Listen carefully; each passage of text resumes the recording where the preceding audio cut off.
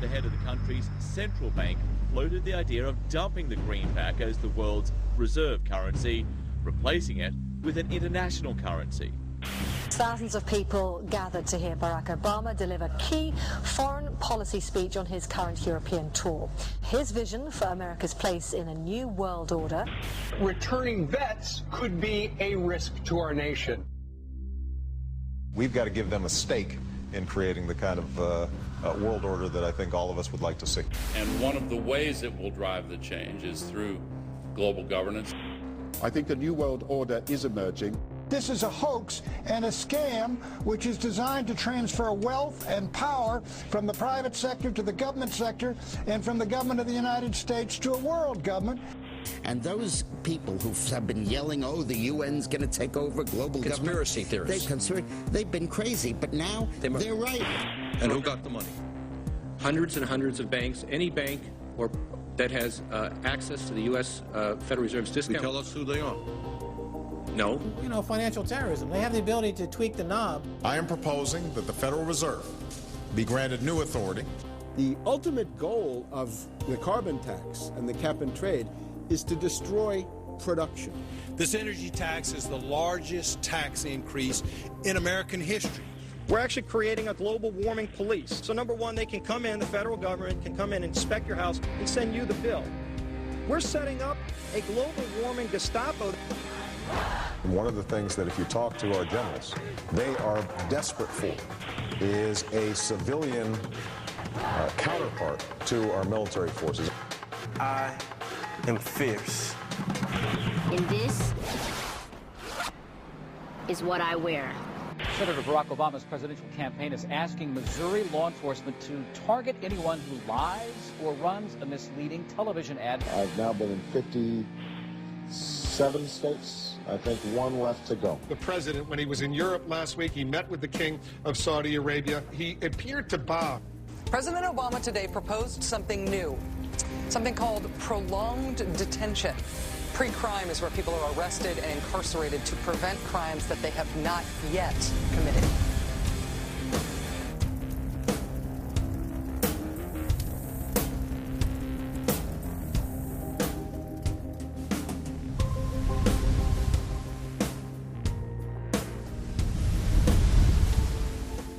It's the World Wrestling Federation. It's the Washington Wrestling Federation. They put on this show that they're bitter rivalries, you know, villains, and they really don't like each other. But behind closed doors, they buddy up for a drink and make deals.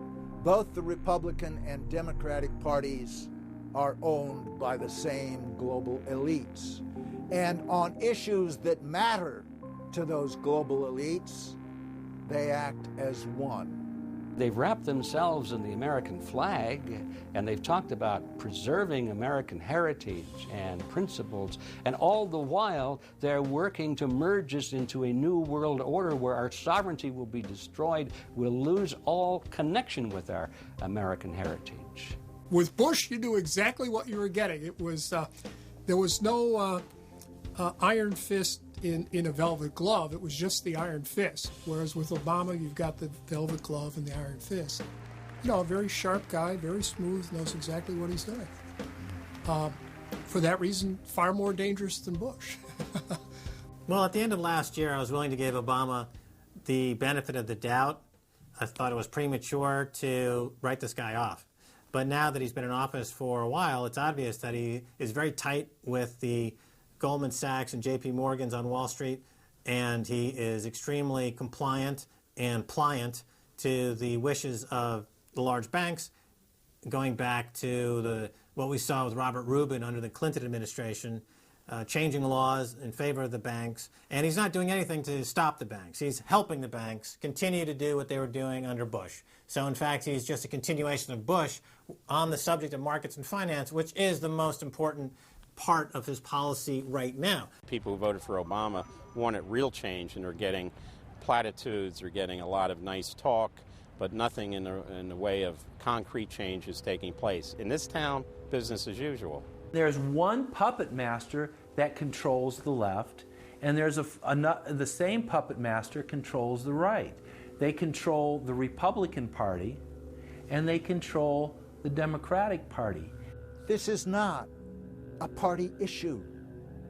This is not a left-right issue. The question is, who should government serve? And it should serve the people. In fact, government is just a tool of the dominant minority that uses economics and government law to enforce upon the public various mandates. The right-left paradigm in the U.S. and in U.S. politics is taken directly from the commercial world and the corporate world. In the business world, you have Coke, Pepsi. You have McDonald's, Burger King. You've got AT&T and Verizon. You've got duopolies. And a duopoly gives the illusion of there being some competition and some choice. And it looks a little bit better than a monopoly. So, for example, in communist Russia, if they had communist Russia red and communist Russia chartreuse, there would have been the illusion of choice and something akin to democracy in Russia. But they simply said, forget it, we're just going to go with red.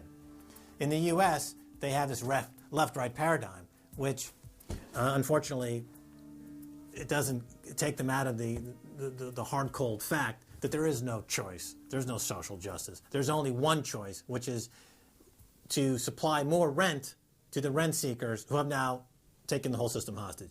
We've seen the limitations on government whittled away. We have seen this erosion to the point where today it seems like nobody does care. And right now in Washington, D.C., we have seen a fall of the republic. If the United States doesn't have its Bill of Rights and Constitution, it doesn't exist anymore. It's just more real estate, more dirt. And that's what these global corporatists want. They want to completely dismantle the Bill of Rights and Constitution, and they're doing that right now.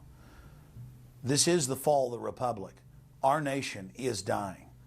We, the people that live in this fine country, need to stand up, get involved, and take the system back. It's the Bill of Rights and Constitution that we owe allegiance to, not to a political party, and not to politicians that wrap themselves in the red, white, and blue, while at the same time they destroy everything that sacred flag stands for. So in the old days, you used to have this globe that with 180 some odd countries, and a few of those countries had a lot of power, like the Soviet Union, the United Kingdom, and the United States at various times. But today, you might better look at that globe and say that it's surrounded by huge clouds swirling around the planet. They know no national boundaries. They don't follow any specific sets of laws, and these are the big corporations. They basically control politicians around the world because they have all the money, and politicians always need money to get elected or to run their governments if they're not democratically elected politicians. They control the mainstream press, either through outright ownership or advertising budgets. They have massive amounts of lobbyists in Washington that have tremendous influence on our president and Congress. And they really are calling the shots. They form partnerships with the Chinese and the Taiwanese and the Tibetans, or with the Israelis and Arab nations, with Brazilians and Indians, with whatever country and whatever group of people has resources that they covet. And so for the first time in history, we really have this new form of an empire. Barack Obama is a puppet of the New World Order to bring in a World Bank, to destroy the economy of this country, and to bring in global governance. And no matter how likable the fellow is, we as citizens of this country need to stand up and say no. We have to stand up to preserve a republic here and a rule of law, which is under dire threat. We don't want to live under a world government of the corporations, by the corporations, and for the corporations. I don't want to believe it, and that's probably what holds me back on it, but I'm certainly seeing enough indication that it could be true. Absolutely, because they're always talking about Mexico and the United States and Canada ending up like Europe. And there's things done politically that seem to take us in that direction. And so I think it's incumbent upon all of us as American citizens to pay attention. This move to world government is not about roses and happiness and peace and a better life. It's about enslavement. They said in their own writings, from the earliest times to the present, the world they're bringing in is to be a world where everyone who is born, or would be allowed to be born, would be born to serve the state. That would be their sole function. That's if they had a job for you to fulfill or a need for you.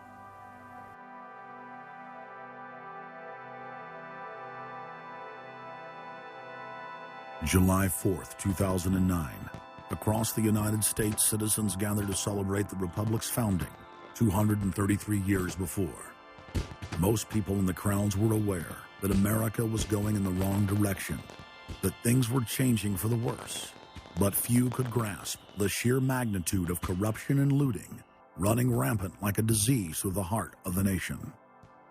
The engine of America's greatness is not just its liberties, but the people's willingness to fight to keep them.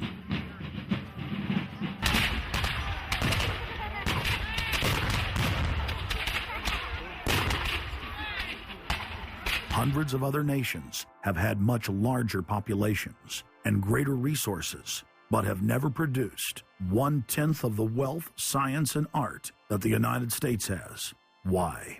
In America, you had an amazing situation because you had the founding fathers who figured out that they could deconstruct the monarchy in such a way and then reproduce it with the three primary branches of government in a way that would create checks and balances and separation of powers. So you could have room, therefore, for individuals to work within the context of a cooperative, which is a democratic system of government, but it would still have enough room for individuals to rise up and become profitable and self-sustaining and rich in the pursuit of happiness without becoming dictatorial.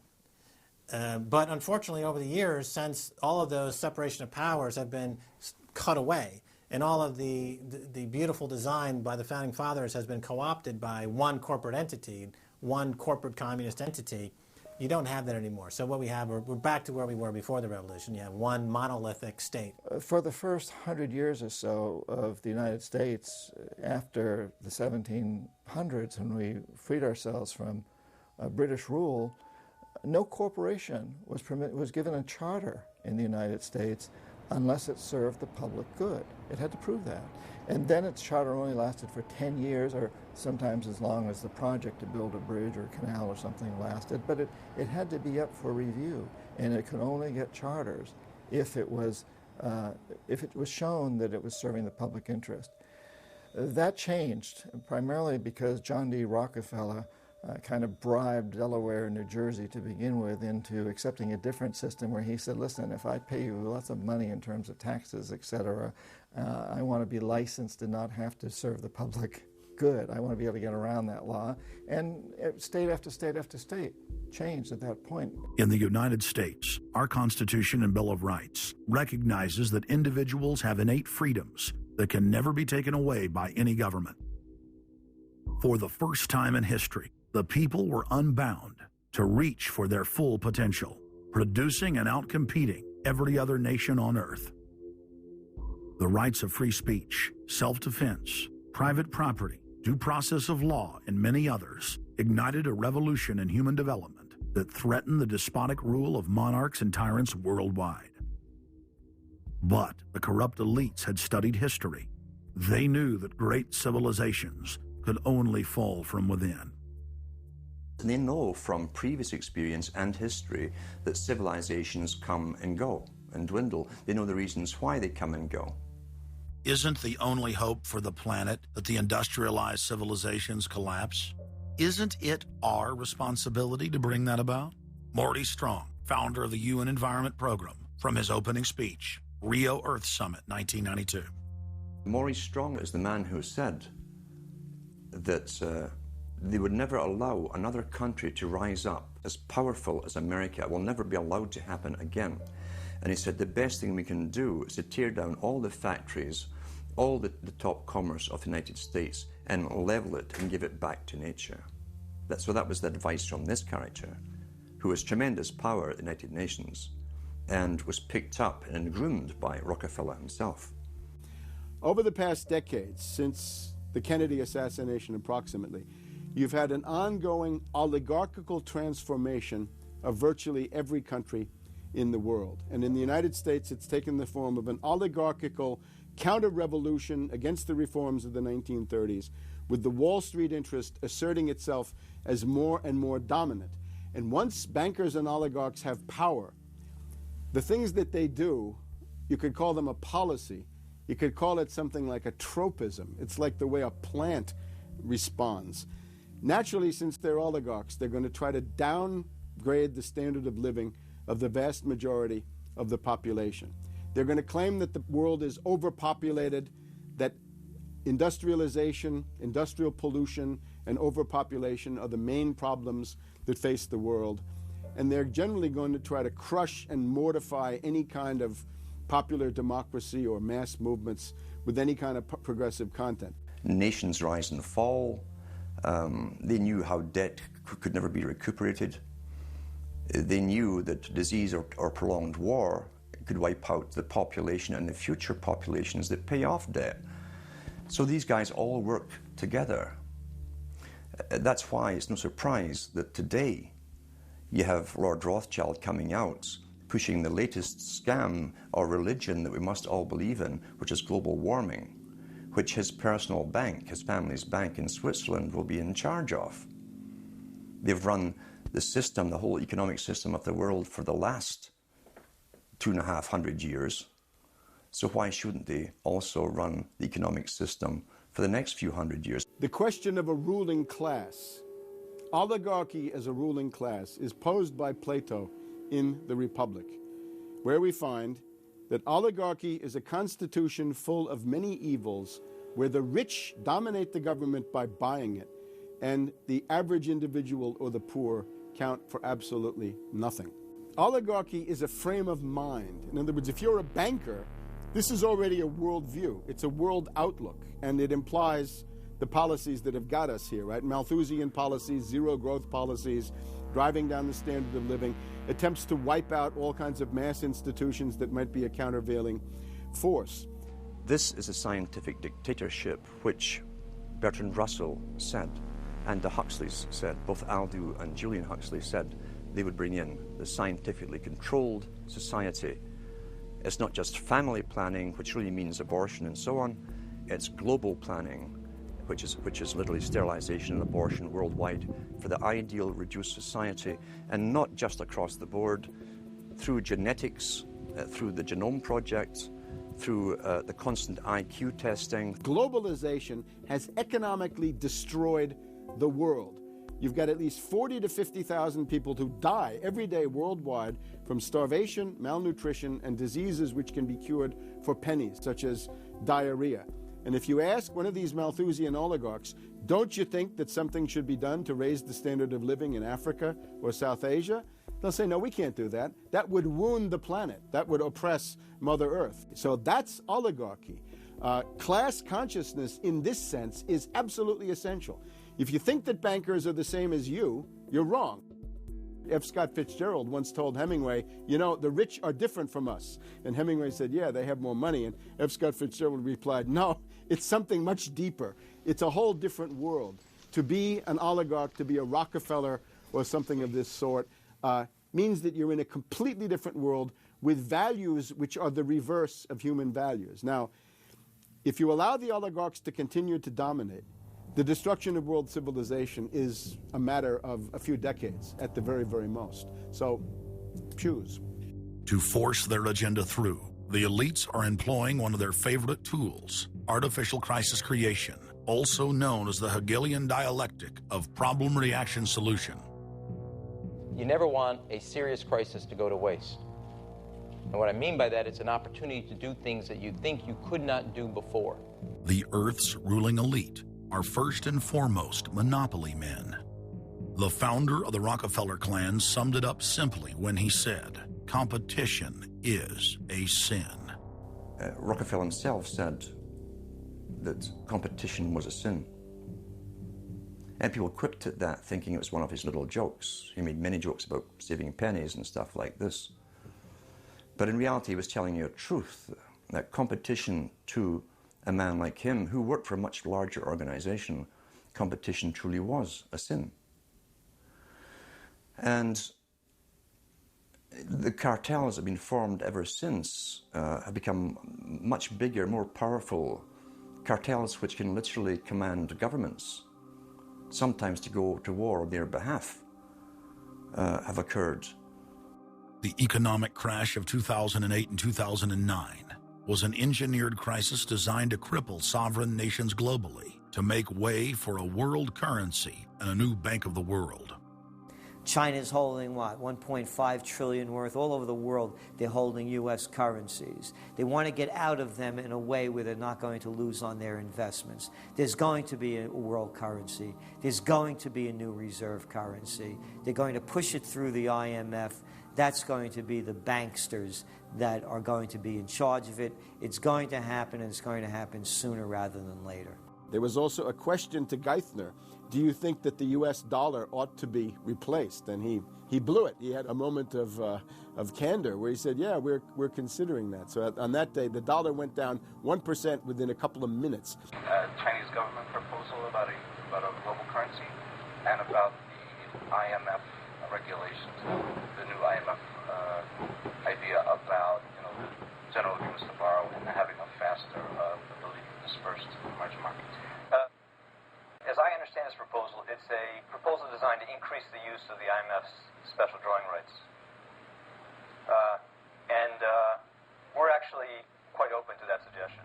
Timothy Geithner's comment about global currency is not off the table because it's not off the table and it's going to come. The whole world is ready to bail out of bucks. They just want to do it in a way where they're not going to lose on their investments. That's all that's going on. All the people around the world, the Japanese who have $1 trillion, the Chinese who have $1 trillion, the Saudis have $1 trillion, the Europeans something similar, they're all going to dump it at the same time. The rush for the exits. And that will then create hyperinflation. When America finishes supplying the manpower and the military for standardization of the world into the one system, and they want a secular world society with a hint of greening and Gia worship for sustainability reasons.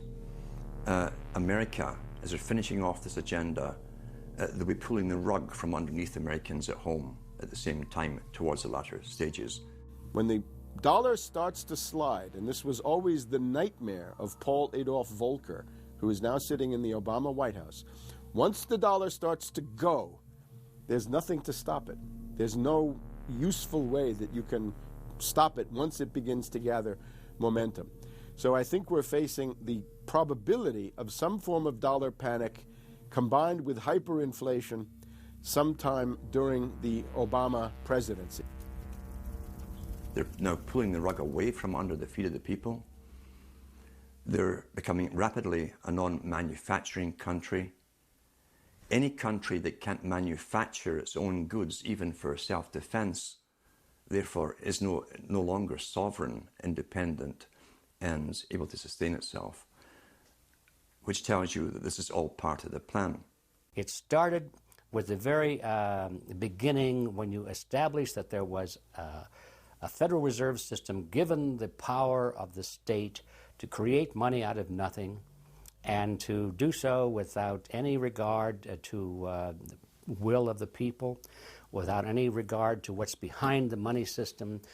In other words, strictly political and economic motives for the bankers and the politicians. Once you granted that power to a group, the Federal Reserve System, the economic crisis was inevitable. This has happened before. Every time in history when the government was given the power, or a group of banks in conjunction with the government was given the power to expand the money supply at will, those economic systems always wound up in crisis and always collapsed. So there's no reason to believe that the United States was given some kind of a get-out-of-jail-free card, an exemption from the processes of history. So the economic crisis began at the very beginning, and as a matter of fact, when the founders of the Federal Reserve System met on Jekyll Island back in 1910 and were drafting the Federal Reserve Act, one of the things they discussed was how to pass on the inevitable losses to the taxpayers.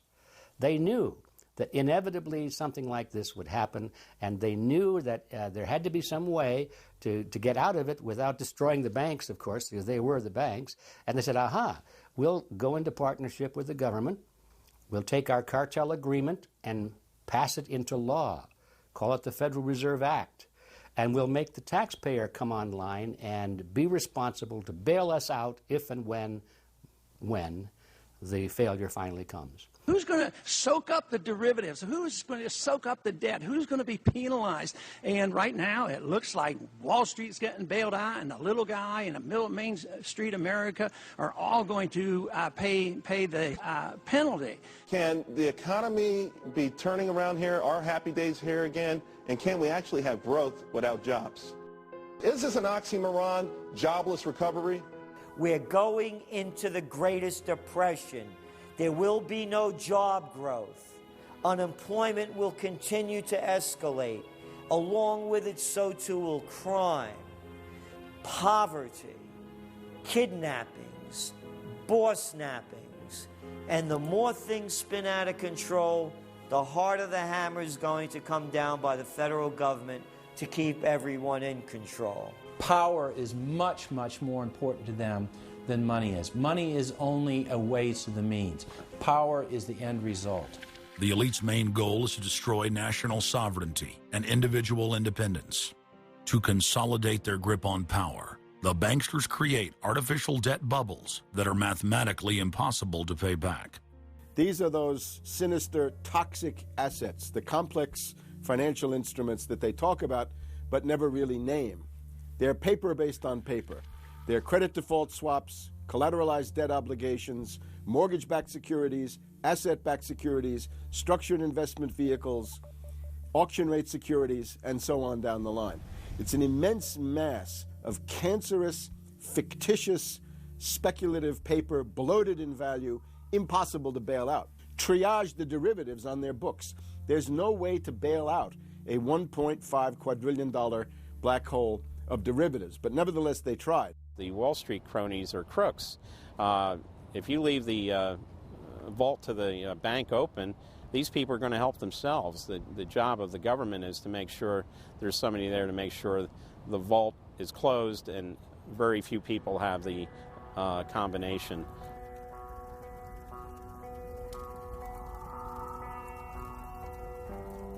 I'm William K. Black, Associate Professor of Economics and Law at the University of Missouri at Kansas City. I was a senior regulator in a number of different positions during the heart of the savings and loan crisis. On a staff level, I led the re-regulation of the savings and loan industry. The purpose of regulation and effective criminal prosecution is to make sure that cheaters don't prosper, that honest manufacturers win in competition. The primary driver of the current crisis is accounting control fraud. These are frauds led by the CEOs of the major lending institutions and major banks and institutional buyers of toxic waste product. How did it start? It started with mortgages, particularly non-prime mortgages. In September of 2004, the FBI warned that there was an epidemic of mortgage fraud, their words, and that this epidemic of mortgage fraud would cause an economic crisis at least as large as the savings and loan debacle if it wasn't stopped. The FBI found that 80% of the mortgage fraud was being induced by the lenders, not by the borrowers. You know, much of the rage has been against the borrowers, but if you want rage, it should be at the CEOs who became fabulously wealthy by following a strategy based on fraud. The Wall Street people and their friends here at the Federal Reserve and at the U.S. Treasury and down the Washington Mall here at the U.S. Capitol. That's where the damage was done, and if people want to vent their anger, they need to vent it against these people. Between the Bush-Paulson administration and the Obama, Summers, Geithner, Volcker administration, there's really a total continuity of economic and financial policy. Geithner was on board at the Fed, the New York Fed, dealing with all these institutions. He didn't get it. And then we had this fellow who came up afterward, Mr. Friedman.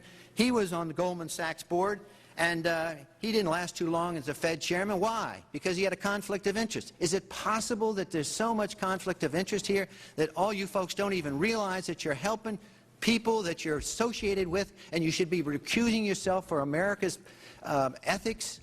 I behaved with the... You don't think you should have recused yourself when you asked Lehman to go in bankruptcy, you didn't put Bear Stearns in bankruptcy, and then you folded Merrill Lynch into... I mean, isn't there some point where you got to say, hey, I got a conflict of interest here? You don't feel any kind of scintilla of ethics on this thing at all? Totally. I operated very consistently within the ethic guidelines I had as Secretary of the Treasury, and when it became clear that we had some very significant issues with Goldman Sachs and with why didn't you recuse yourself with Morgan Stanley, what I did then, it would have been very wrong for me to recuse myself. What I did was I went and got a waiver from the ethics agreement, because when we had concerns... Who was in charge of the ethics agreement? What? Who's in charge of the ethics agreement that you got a waiver? We have a Office of Ethics at Treasury, and we have a White House ethics office. So you got it from the legal counsel from the White House? We got it from the government ethics office. So we had Snow, we had Paulson, now we have Geithner. All these people cut from the same bowl of cloth. These are not independent Treasury secretaries. They're part of the problem, not part of any solution.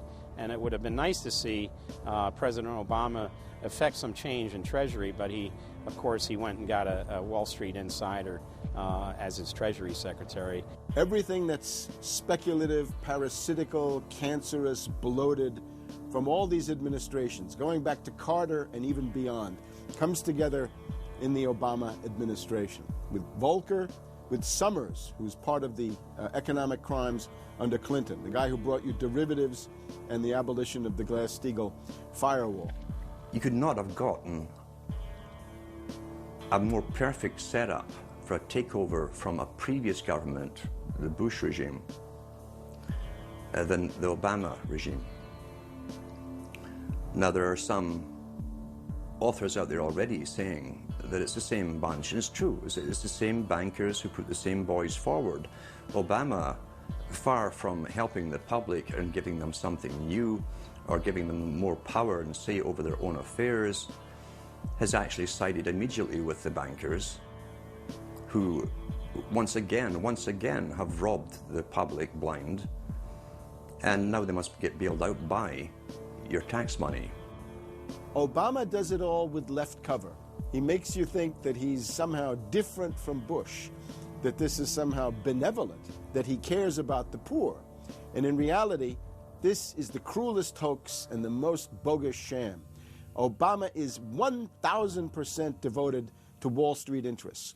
When Wall Street says jump, Obama jumps. And again, it's about $30 to $40 for the bankers for every dollar that ever reaches an unemployed person or somebody who's on food stamps or some infrastructure building for highways. The hope with the Obama administration was that it would move us beyond this. But unfortunately, what we're seeing more and more is that Obama has brought in many of the economists who bought into the system in the past. Larry Summers is a very good example. And so many of his economists, many of the people there, you can really almost at this point relate Obama to Hoover, who did something similar in his presidency, as opposed to Franklin Roosevelt, for example, who brought in a very fresh team. So the concern here now is that Obama's falling into this trap of bringing in the same people who put us in the position that we're in today, and other people who buy into the same theories that brought us here, this mutant form of capitalism. Presumably what most politicians want to come in is say, hey, the problems of the past, they're due to the old guy. and I'm cleaning house, and I'm going to bring in a new team, and don't blame us for the things we've inherited. Can't say, you know, those policies of the past that came before were insane, because you got the guy that was one of the key architects of those policies. People need to stop having allegiance to their political party. They need to have allegiance to the Bill of Rights, the Constitution, and what has made our republic so special. The basic human rights and dignity that every citizen of this country inherently has. Not because it's some right given to us by government, but because our Bill of Rights, our Constitution, enshrines that these are inalienable rights given to us by God, that we inherently have as sentient, free, conscious beings. But instead, the public cheers on the Republicans as they win, or cheers on the Democrats as they defeat the Republicans. It's an endless, staged, gladiatorial event, special interest own both parties, and they project this false left-right paradigm up as like a movie screen. And behind that, behind the throne, the establishment is able to control our society and engineer it into this high-tech police state.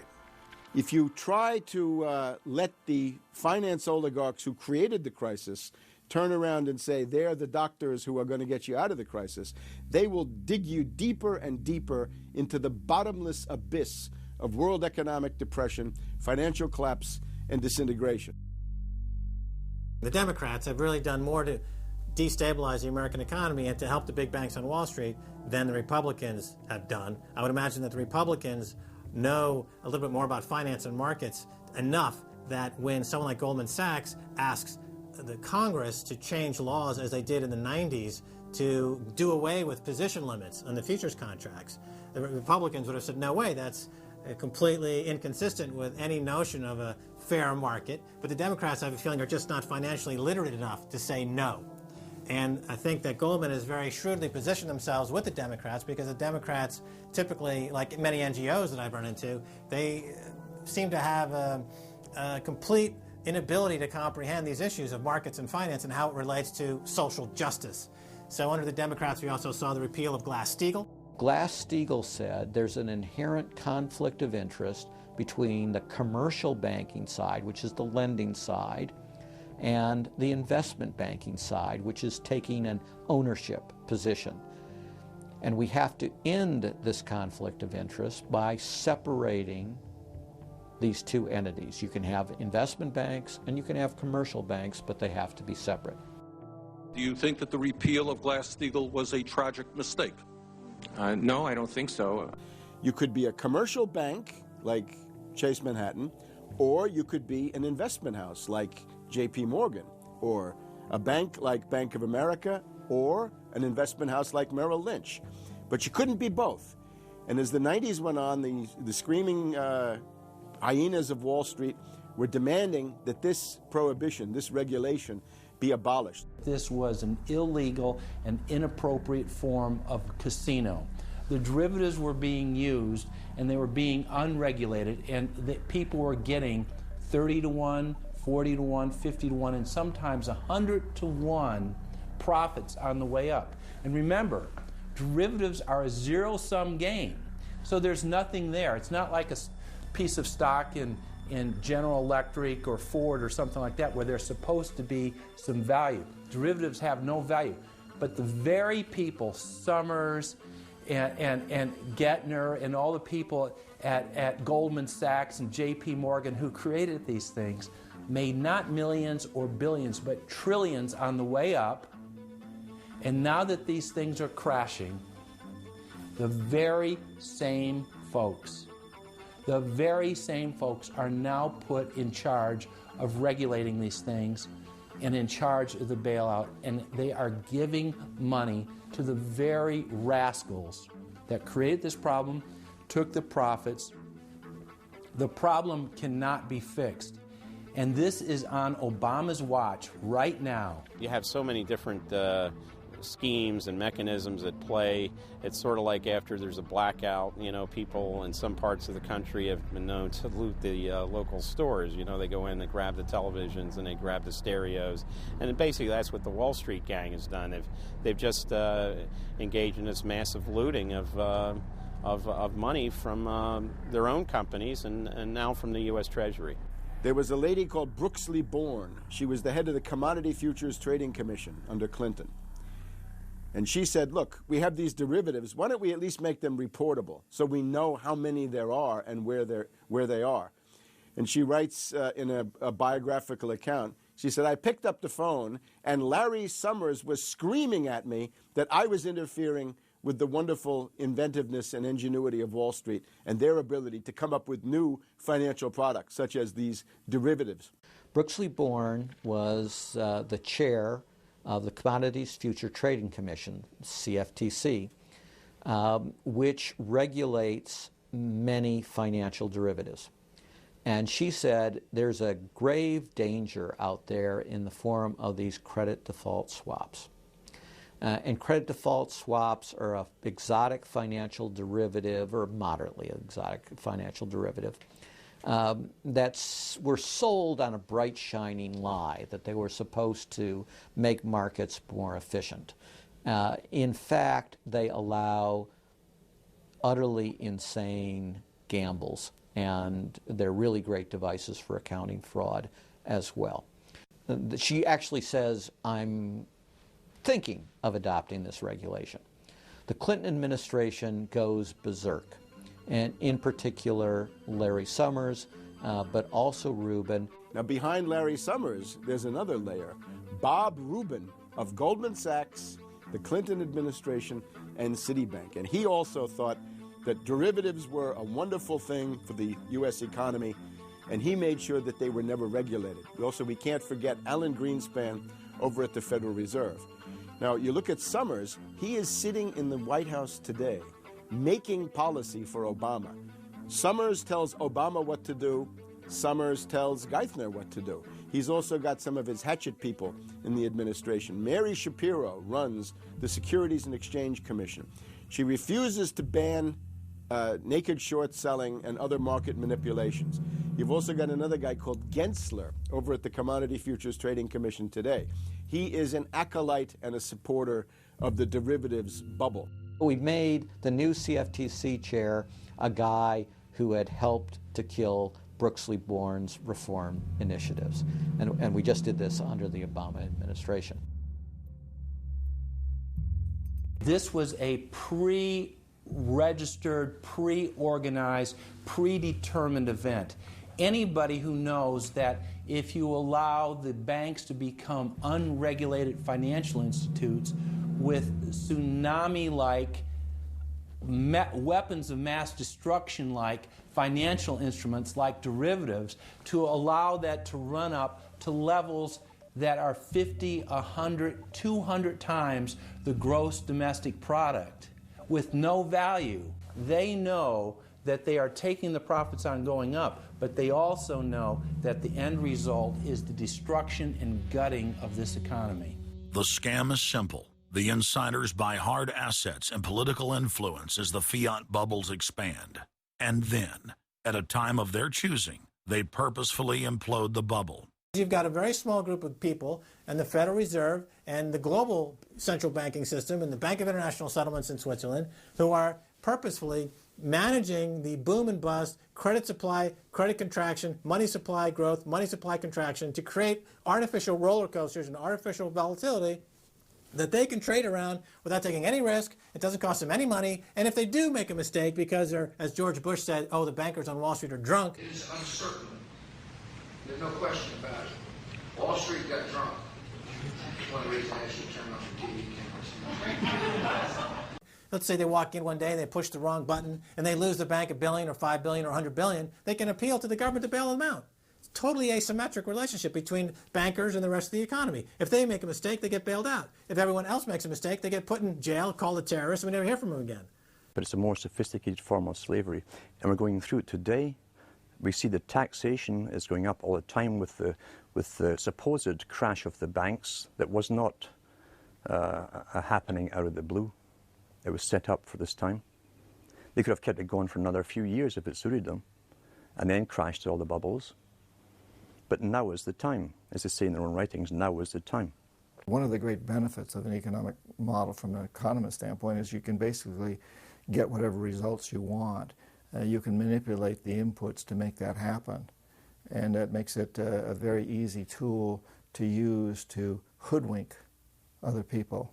These manufactured, these engineered financial catastrophes are the result of a central banking system that has the ability to add and subtract credit, add and subtract dollars and money at will to create this roller coaster effect. Because unlike most people, the banks are able to make profits as easily on the way down as they can on the way up in any given situation. Volatility is great for banks and professionals. Volatility is not great for the most average people. Their operatives in government and media then hold the economy hostage by issuing the ultimatum: give us unlimited bailout money or the economy dies. What's being used is what I call, to try to get the money, is what I call the suicide threat, where, you know, if anybody has ever seen the movie Blazing Saddle, the sheriff is surrounded by hostile town folks. He takes out his gun, points it at his head and says, you know, don't move or I'll shoot. Well, that's what the big banks are saying. You know, give us unlimited cash or we'll die. And if we die, you'll die, because we're too big to fail. It is a false flag attack because Hank Paulson will get up in front of Congress and say, we need $700 billion because that thing, that existential threat, the market is attacking us, and we need this handout to fight Mr. Market. Mr. Market is out there. We need to fight Mr. Market. It's an existential threat. Meanwhile, he is Mr. Market. He's the one causing the problem. We had Paulson, a representative of Goldman Sachs who happened to be running the U.S. Treasury, came forward with a hysterical briefing for the Congress saying, we, the Wall Street bankers, demand $700 billion in bailouts. So they say, yes, we'll give you all the money you need. Well, you know, these are arsonists. Paulson, Tim Geithner, Bernanke, they're arsonists. They're asking for more matches. And the Congress is saying, who do we make the check out to? Who do we send these matches to? Who do we send the matches to? Is a ton of matches enough? Can we send you some gasoline to go with those matches? They're like, yes, please. Don't change our management. Don't pay us what assets are worth. Pay us way more than what our assets are really worth. Don't make us use honest accounting. Allow us to lie. We've just, under congressional pressure, changed the accounting rules for the express purpose of making sure that the big banks don't have to report honest losses. The only way they can pass this bill is by creating and sustaining a panic atmosphere. That atmosphere is not justified. Many of us were told in private conversations that if we voted against this bill on Monday, that the sky would fall, the market would drop 2,000 or 3,000 points the first day, another couple thousand the second day, and a few members were even told that there would be martial law in America if we voted no. That's what I call fear-mongering. We have, you know, people in the government threatening martial law or things to get their way in the executive branch against Congress. You know, if you put all these signs together, it doesn't look good at all. That, to the extent we are a democracy, we're sort of a hairbreadth away from a police state. Congress aided the bankers in carrying out the biggest heist in history with the so-called banker bailout of 2008. The bailout money, the $13 trillion or so dollars that have been given to the banks, is sitting on the balance sheet of the banks, and that is incurring interest costs. And that's going to precipitate the need to flush the system with more cash. And at some point, the dam will break, and you're going to have very high inflation. Some predict hyperinflation. You cannot print phantom money out of thin air, backed by nothing, and producing practically nothing without destroying the world economy. So unless we cut out the toxic funds, the toxic elements of this economy, every time we put in money on this bailout, it's just feeding the fire. It's not making things better. What should have happened is that those banks and investment banks should have been seized. They should have been seized by the Federal Deposit Insurance Corporation. Those are zombie banks. The Chase Manhattan, JP Morgan Chase, Bank of America, Citibank, Wells Fargo, Wachovia, so on down the line, to AIG in the insurance realm. These are zombie institutions, insolvent, bankrupt. The only thing to do with them is to seize them, put them through Chapter 11 bankruptcy. That'll probably turn into Chapter 7 bankruptcy, liquidation. And above all, triage the derivatives on their books. There's no way to bail out a $1.5 quadrillion black hole of derivatives, but nevertheless they tried. They will, of course, try to regain some of this money back, but their debts, unlike any other period in history, are now a quantum size bigger than the entire global GDP by a factor of 50 to 100. It's almost infinite amount of debt. If you really look at the numbers, because of the massive, massive debt, and right now, total debt in this country is about 375% of the gross domestic product. And that's not including derivatives. If you put the derivatives in, it's probably 20 to 30 times gross domestic product. It's beyond what anybody has ever even considered. While they were looting North America into the ground, the international banking syndicate was simultaneously executing the same scam in over 100 other nations. So who got the money? To financial institutions in Europe and other countries. Which ones? I don't know.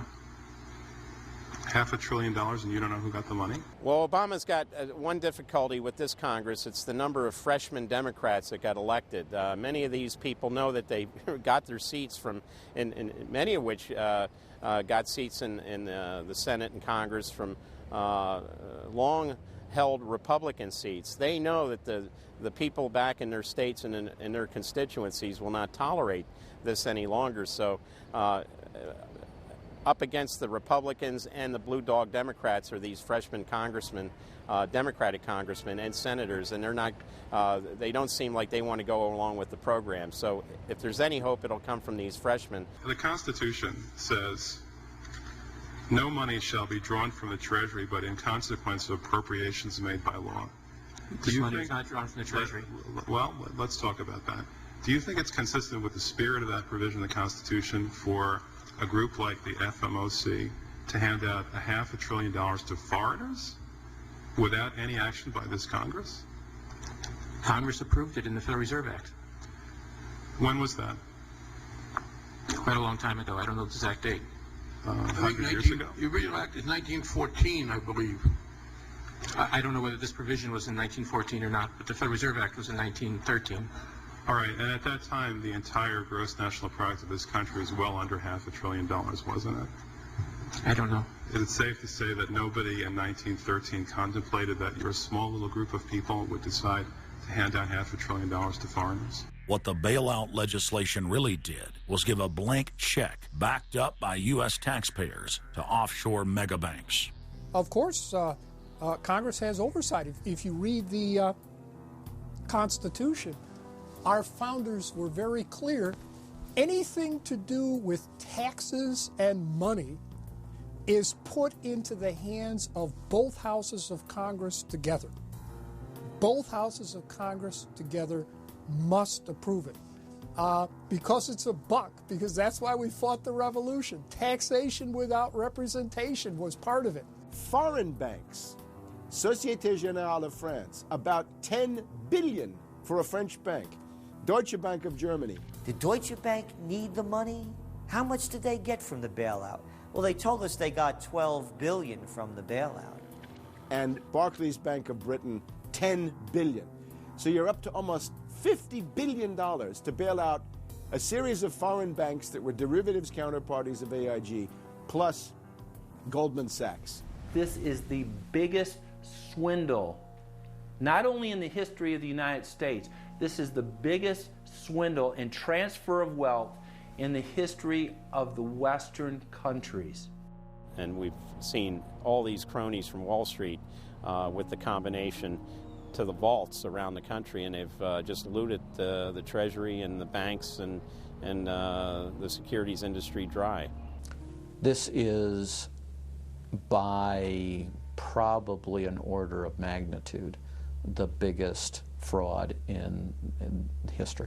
Over the next 10 months, $23.7 trillion was stolen from the U.S. Treasury. The gentleman from North Carolina, Mr. McHenry. Thank you, Mr. Chairman. And the tune of $23.7 trillion worth of taxpayer exposure for the bailouts is quite striking. The calculation right now is that with Obama, we've got $24 trillion as a line of credit available only to Wall Street banks, insurance companies, credit cards, mutual fund companies, and others, but only financial institutions. $24 trillion of money from the Federal Reserve, from the Federal Deposit Insurance Corporation, and from the Treasury in the form of the bailout of October 2008. The Federal Reserve, the private holding company for the offshore banks, arrogantly told Congress and the American people that it was none of their business what the private banks did with the people's money.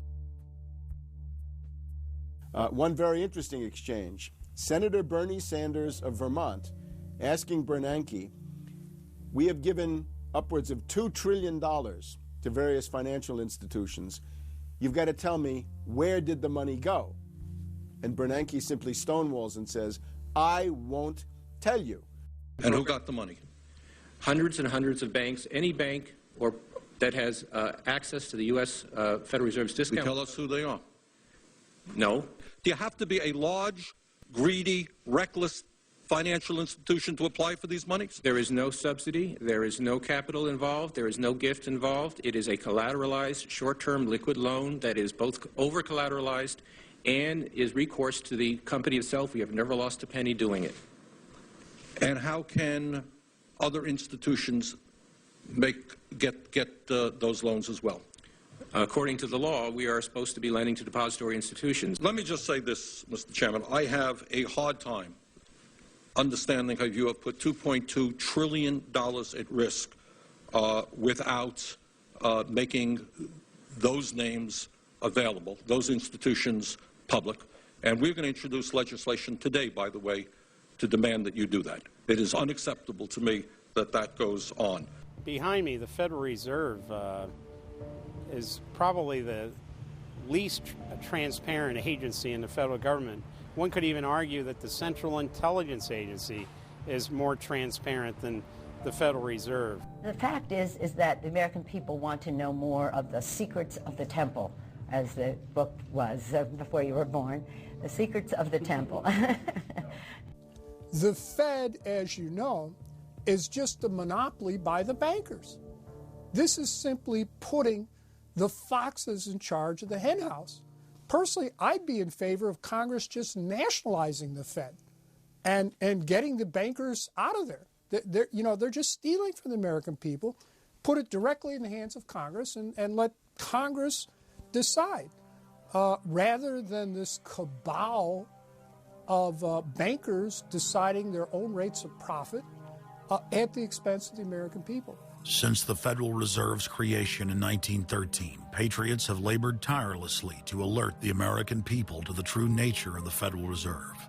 Throughout its 90-plus year history, most Americans falsely believed that the Federal Reserve was a government agency. But today, scientific opinion polls show that the vast majority of the public is aware of the fact that the Federal Reserve is a front company for an offshore private banking cartel that dominates not just the United States, but almost every other nation on Earth. It's never been written about in any book that I've found as to who gave these guys the authority or permission to be the international bankers for the world. Why would you even need international bankers? Why would any government agree to use them? Why would you need to use them? Why can't any country create its own money? It tells you there was already an existing superstructure, already in existence, maybe 200-300 years ago, to give these guys permission to somehow be the overlords of all money for all countries. Polls also reveal that 75% of Americans demand a public audit of the secretive organization. By the summer of 2009, Congressman Ron Paul's bill to audit the Fed had gained more than 280 sponsors in the House. But the private Fed's high-powered lobbyists were able to block a vote on the bill in the Senate. That only piqued the public's interest. I have another amendment I have been informed that the majority plans to block consideration of this amendment, which is number 1367, regarding the transparency at the Federal Reserve. Madam President, I'd like to call up Amendment 1367. Without objection, the clerk will report. The Senator from South Carolina, Mr. DeMint, proposes an amendment number 1367. Senator from Nebraska. I make a point of order against the DeMint amendment that it's legislation on appropriations. Madam President? The point of order is well taken. The amendment. I regret the objection. The amendment falls. The people began asking themselves, why couldn't there be an audit of the Federal Reserve? The Fed has never once been audited. In the whole period of time, in the almost 90 some odd years that the Fed has been around, the most powerful agency and independent agency, it has never once been audited. This is an absolute crime against the freedoms of this country. Do you think it would cause problems for the Fed or for the economy if that legislation was to pass? My concern about the legislation is that if the GAO is auditing not only the operational aspects of our programs and the details of the programs, but is making judgments about our policy decisions, that would effectively be a takeover of monetary policy by the Congress. Is that your position, that this bill, if it were to be passed, would interfere directly with interest rates, setting interest rates? If we were to raise interest rates at a meeting and someone in the Congress didn't like that and said, I want the GAO to audit that decision, wouldn't that be viewed as an interference? I wouldn't think so. This is just reviewing it, and you can do what you want. The Federal Reserve has never been subjected to an outside audit. And if you audit them, it's very likely that Greenspan, Bernanke, and Volcker might all go to jail. It was announced earlier today, that there will be a hearing on H.R. 1207, the bill to audit the Federal Reserve Bank. This will be the first independent audit in the Federal Reserve's 96-year history, and it's long overdue. Months ago, I asked the Vice Chairman of the Federal Reserve who received the $1 trillion in funds that the Federal Reserve has handed out to domestic institutions. He said, I'm not going to tell you. And then more recently, the Chairman of the Federal Reserve, I asked him who receives the $500 billion, we're talking about $500 billion, that the Federal Reserve handed over to foreign central banks. Who did they disseminate that money to? And he said, I don't know. $500 billion, and he doesn't know. It's long overdue. We need to audit the Federal Reserve, and I'm happy to say that we're going to have a hearing on that very soon. The only way, really, America can get out of the current mess is you've got to shut the Fed down completely, get rid of the Fed. You've got to put the money printing mechanism back under the roof of the federal government instead of outsourcing it to the Fed. Why were the bank's front men, Alan Greenspan and Ben Bernanke, all over the news saying that they were above the law? What is the proper relationship, what should be the proper relationship between a chairman of the Fed and a president of the United States? There is no other agency of government which can overrule actions that we take. What the relationships are don't frankly matter. A grassroots movement demanding that the private Federal Reserve be nationalized exploded in size across the country. The momentum had shifted. Now the arrogant central bankers were the ones running scared. They had planned to use their stage crisis to bring in an all-powerful central bank of the world. Immediately, every country goes into action at the same time. The International Monetary Fund is mentioned at the G20 meeting. They say that it must be brought to its full power, and we need a Bretton Woods Part 2 for world taxation. What is global government? For decades, the media denied it existed. But now they're saying, oh yes, there's going to be a global government, a new bank of the world, and we're going to pay our carbon taxes to it. What is it? It's nothing more than a private, hostile, corporate takeover of every sovereign nation on earth. And then when you look at the philosophy of these global corporate chieftains, it is one of domination of the poor, domination of the population. It is a view that human life just isn't cheap. No, human life is a negative. And so no matter what they do, they have the rationale that it's in the greater interest to get rid of more human lives. They are so arrogant and they're so sure of themselves, they're saying, yes, we created the European Union, we created the Euro, and these are from the people of the Bilderberg. We are going to create a world bank. We're going to create a world government. They're saying it out loud and clearly. Suddenly, across the planet, their regional front banks had been identified by sovereign populations as the illegitimate shadow governments that they are. The controllers had moved too quickly and revealed their hand. Populations around the globe were seeing through the establishment's facade, past the puppet governments, and to the global architects that were pulling their strings. Where are the American people? Why have they lost their dignity? What is stopping them from speaking out? Why have they become little mice that follow Pied Pipers? How can they look up to these pathetic politicians? Go sit down. I have a question for this young man. He has the right to be represented. I'm his father, and I want to talk to you face to face. Crooked drawer. Why not a lobbyist with all kind of money to stuff in your pocket so that you can cheat the citizens of this country? So I'll leave, and you can do whatever the hell you please to do.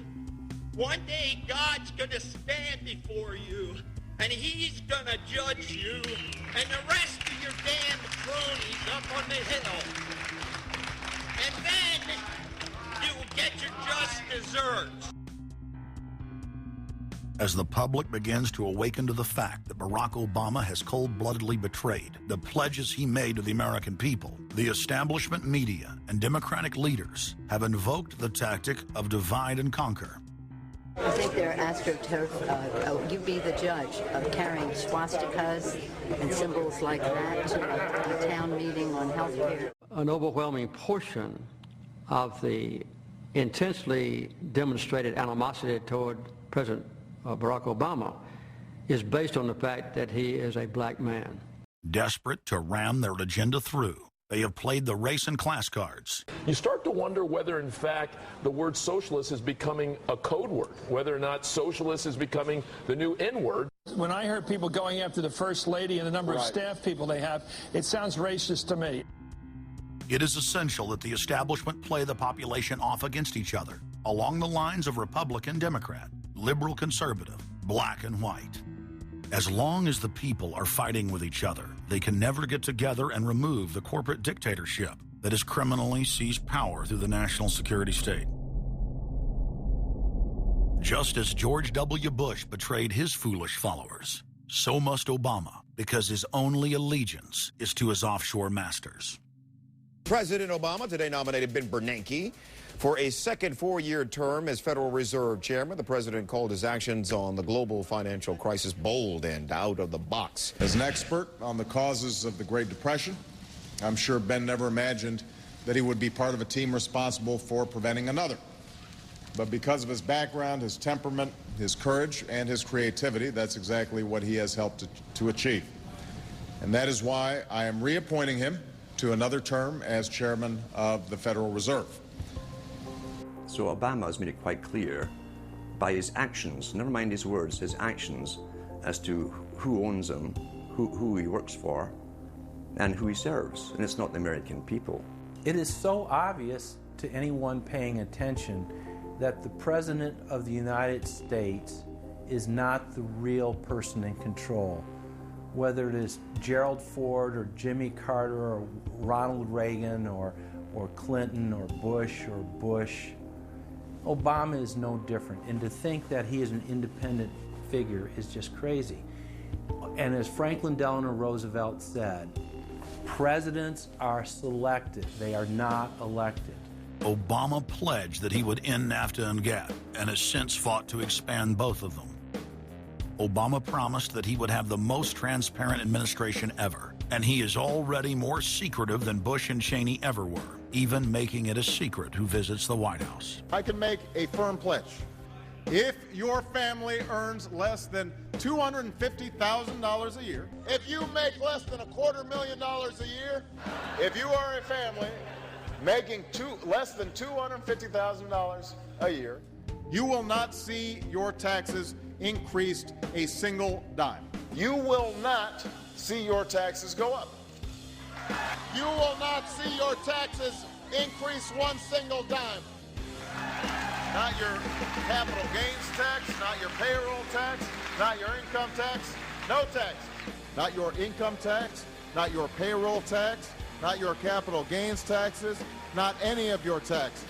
Not your payroll tax, not your capital gains tax, not your income tax, no tax. Your taxes will not go up, because the last thing you need is higher taxes when we're in a recession like this, and you won't get one under an Obama administration. Obama made the centerpiece of his campaign the pledge that taxes would not be raised on anyone making under $125,000 a year. He has since gone back on that promise as well and has proposed new taxes on payroll, energy, home mortgage deductions, and scores of other taxes. He made a pledge. He said, I'm not going to raise taxes on anyone making under $250,000. Is that pledge still active? We are going to let the process work its way through it. So it's not. So it's not. So it's not. We're going to let the process work its way through it. All right? The Senate is looking especially at this issue of capping the deductions for health care that employers and employees now get. That would be an tax increase for many families earning under $250,000, but the president said he was open to it, so that means that the tax pledge he made back in September is no longer operative? Obama said he was going to abolish the Patriot Act. He now vigorously defends it. We saw the same type of flip-flop when it came to warrantless wiretapping of the American people. Look what Obama's done with wiretapping, surveillance. He's brought it to heights even beyond what George Bush, the disgusting levels that he brought it to. So we have more surveillance. Now they're talking about, what is it called, Cybercom, the new Pentagon secret cyber society that's going to be watching over us. To get those terrorists, we got to get those terrorists. So now they'll be invading our privacy even more. So, I mean, it really almost makes you ask the question, would it have been better if we never invented the internet and had to use paper and pencil or whatever? Now Obama is setting up the Cybersecurity Command, which the government admits completely ends the Fourth Amendment and allows President Obama to shut off the internet in the United States whenever he wishes. Indeed, in today's world, acts of terror could come not only from a few extremists in suicide vests, but from a few keystrokes on the computer, a weapon of mass disruption. As part of the new single national security staff announced this week, I'm creating a new office here at the White House that will be led by the cybersecurity coordinator. This new control grid is administered by the Pentagon. They just want to keep tabs on us. So we're turning into a surveillance, wiretapped government state. The government is taking more and more control over our lives. I can stand here today as President of the United States and say without exception or equivocation that we do not torture. Obama made a show of investigating torture, but has ignored the Army's own detailed investigative reports, which name the torturers that the White House memos document were following the directives of Bush and Cheney, the men who are most guilty for issuing the infamous orders. Some low-level soldiers have been prosecuted for their role at Abu Ghraib, but no senior officer has been held accountable in any of these cases to date. Heidi? I know that these debates lead directly, in some cases, to a call for fuller accounting, perhaps through an independent commission. Now, I've opposed the creation of such a commission. Next, Obama expanded Bush's doctrine of indefinite detention of foreigners without trial to holding citizens without evidence indefinitely, without ever even committing a crime. President Obama today proposed something new, something called prolonged detention. Pre-crime is where people are arrested and incarcerated to prevent crimes that they have not yet committed. Barack H. Obama, who ran as an anti-war candidate, has continued the war in Iraq. massively expanded the war in Afghanistan, and unleashed a new conflict in Pakistan. Now Obama is promoting the biggest defense budget in history, dwarfing George Bush's war machine. What George Bush has been trying to do as part of his effort to accumulate more power in the presidency is he's been saying, well, I can basically change what Congress passed by attaching a letter saying, I don't agree with this part or I don't agree with that part. I'm going to choose to interpret it this way or that way. That's not part of his power. But this is part of the whole theory of George Bush, that he can make laws as he's going along. I disagree with that. I taught the Constitution for 10 years. I believe in the Constitution, and I will obey the Constitution of the United States. We're not going to use signing statements as a way of doing an end run around Congress. All right? Obama guaranteed that once president, he would stop the unconstitutional practice of issuing signing statements, through which the executive branch illegally usurps the legislative power of Congress. Congressman Kucinich, when he introduced his 60 articles of impeachment against Bush Jr., I think one was the signing statements. The form of the resolution is as follows. A resolution, articles of impeachment of George Bush, President of the United States. Resolved, that President George W. Bush be impeached for high crimes and misdemeanors. Article 26, announcing the intent to violate laws with signing statements, and in violation of his constitutional duty under Article 2, Section 3 of the Constitution, to take care that the laws be faithfully executed, has used signing statements to claim the right to violate acts of Congress even before he signs those acts into law. Same analysis would apply to Obama, and a fortiori because he taught constitutional law. He knows better. He's a lawyer licensed to practice law, who, as I am, who took an oath when he was licensed to uphold the Constitution and laws of the United States of America. With his signature on the spending bill also came Obama's first signing statement, a presidential declaration freeing him from following some of the bill's contents. I believe in the Constitution, and I will obey the Constitution of the United States. We're not going to use signing statements as a way of doing an end run around Congress. All right? He also promised that he would call on Congress to take at least 5 days to read new legislation before it was voted on. When there's a bill that ends up on my desk as president, you, the public, will have 5 days to look online and find out what's in it before I sign it, so that you know what your government's doing. But from his first day in power, he has aggressively pressured Congress to quickly pass bills before lawmakers and the public even have a chance to see them. Will state his parliamentary inquiry. Madam Speaker, in order to try to figure out what we're doing, how much damage the country, I tried to get a copy of the bill. We have out here on the table 2454 that has 1,090 pages in it, but I've understood since debate in here that there's another 300 pages that were added in the middle of the night. My inquiry is, how do I get a copy of the other 300 pages that people on here on the floor hadn't had a chance to read or see? Where do we get that before we cram this down on the American people? Is there somewhere physically in the House of Representatives a copy of what we're voting on?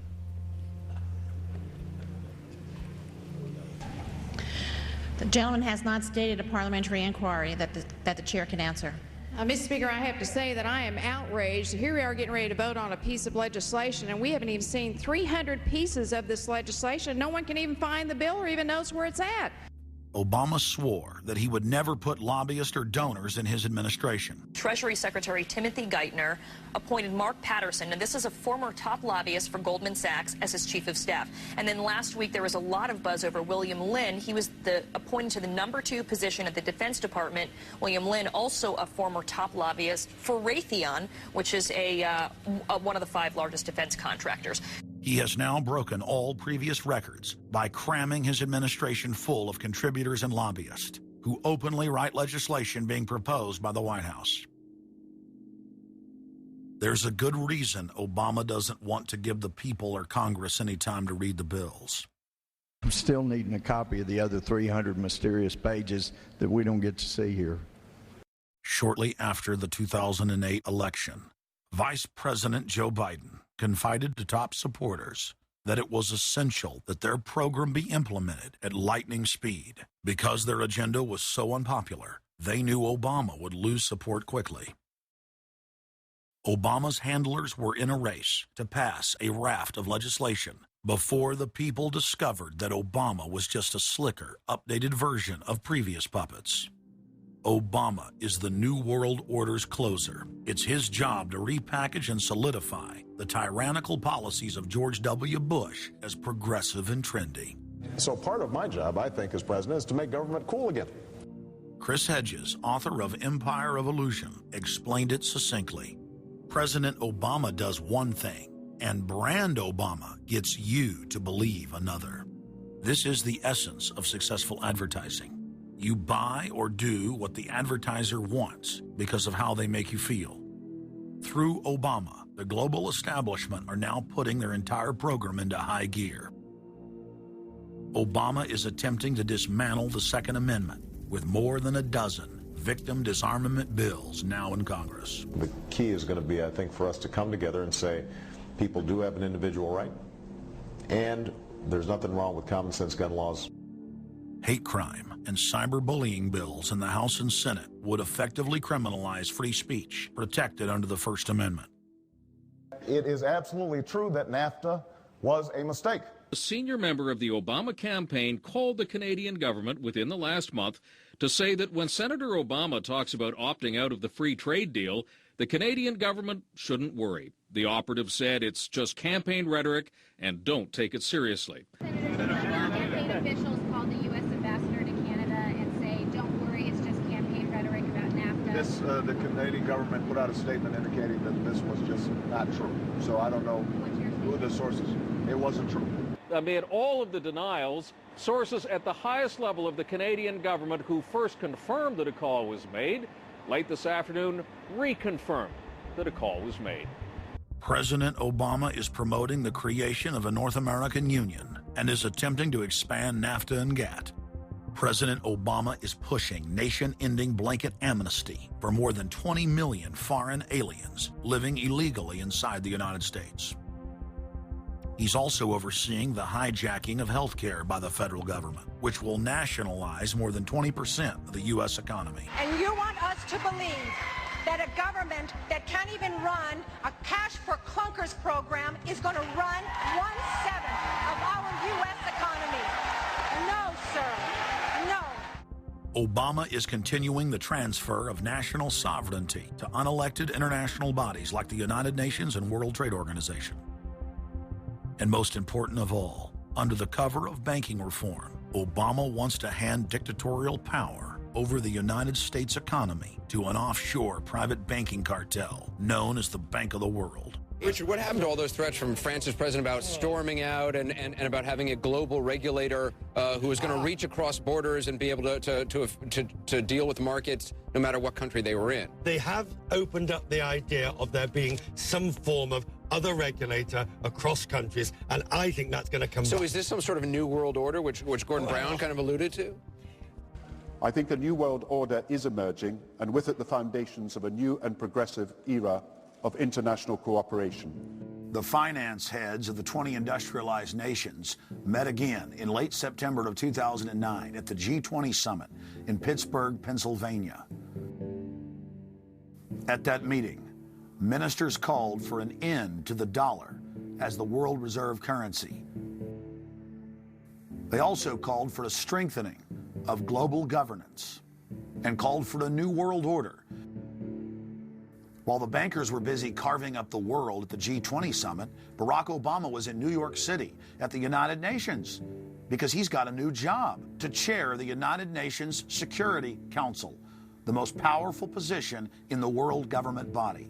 President Obama does what no other U.S. president ever has. As President Obama presided over the UN's most powerful body, that would be the Security Council. 6,191st meeting of the Security Council. For a couple of hours, you could say Mr. Obama was president of the world. It is the story of a world that understands that no difference or division is worth destroying all that we have built. In my own country, it has brought Democrats and Republican leaders together. Leaders like George Shultz, Bill Perry, Henry Kissinger, and Sam Nunn, who are with us here today. Barack Obama is the first president to hold two posts simultaneously. And there's a good reason for that. It's illegal. Article 1, Section 9 of the Constitution forbids any U.S. president from serving any foreign government or institution. He swears an oath to protect and defend the Constitution of the United States. But now Barack Obama has sworn allegiance to the global government and the United Nations that he heads up. Let that sink in real good.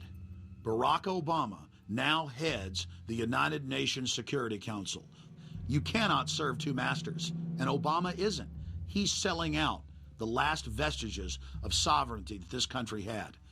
This, ladies and gentlemen, is the destruction of our nation, and it's also high treason. Obama's lies are obvious and out in the open. He hides in plain sight. And from the moment he took office, his lies have only increased. Despite the fact that his ratings have dramatically dropped since Election Day, from the mid-80s to the low 40s, a large portion of Americans still gullibly hang on his every word. It is bringing entertainment to thousands of people.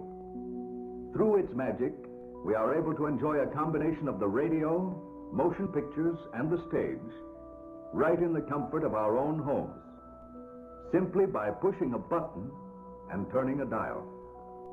These cells with their electrical charges are scanned by a stream of electrons, completing 30 pictures a second. Compare that crude picture with these of today, and you can judge for yourself how far along the road to perfection television has traveled. Most people still today think that all entertainment to do with movies, drama, is therefore nothing more than their entertainment. It never ever was that case.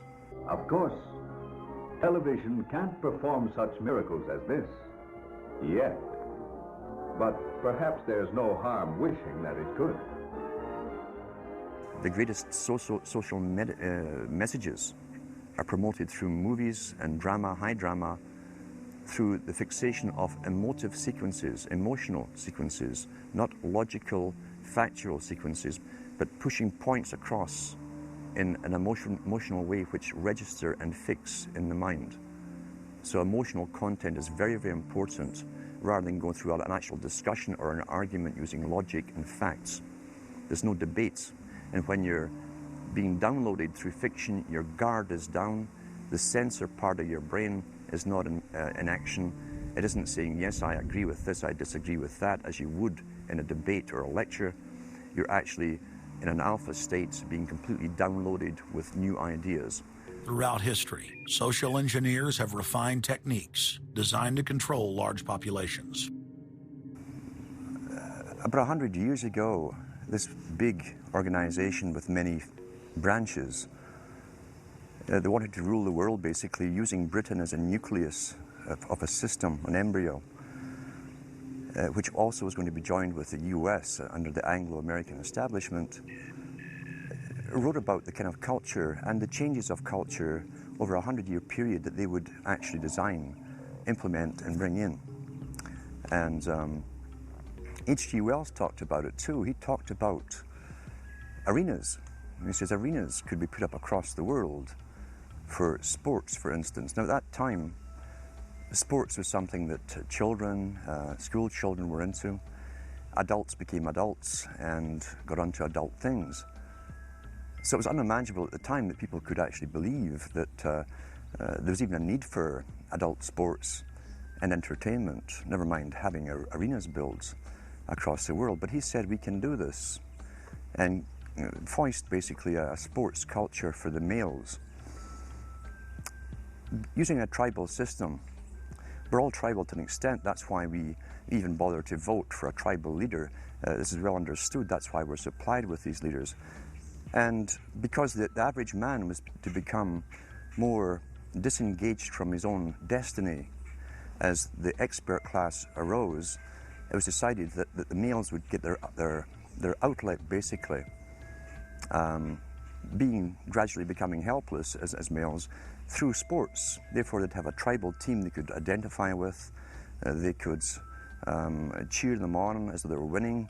In their own personal lives, they were getting nowhere. They were getting disenfranchised, in a sense, as experts took over decision-making for them in all kinds of fields. So this was psychology at use, planned before they even implemented the sports. When radio came along, of course, they used that to the maximum. Sports for the men, soaps basically for the women, and then in came television, as I say, with its alpha state, its hypnotic state. And sure enough, around the 1960s, really, 50s and 60s, it took off. It really, really took off. And men became glued on Saturday nights to the sports shows. A culture industry, which is called by its own the culture industry. The Soviet Union had a department called the culture industry. Their actors and directors were called the cultural leaders,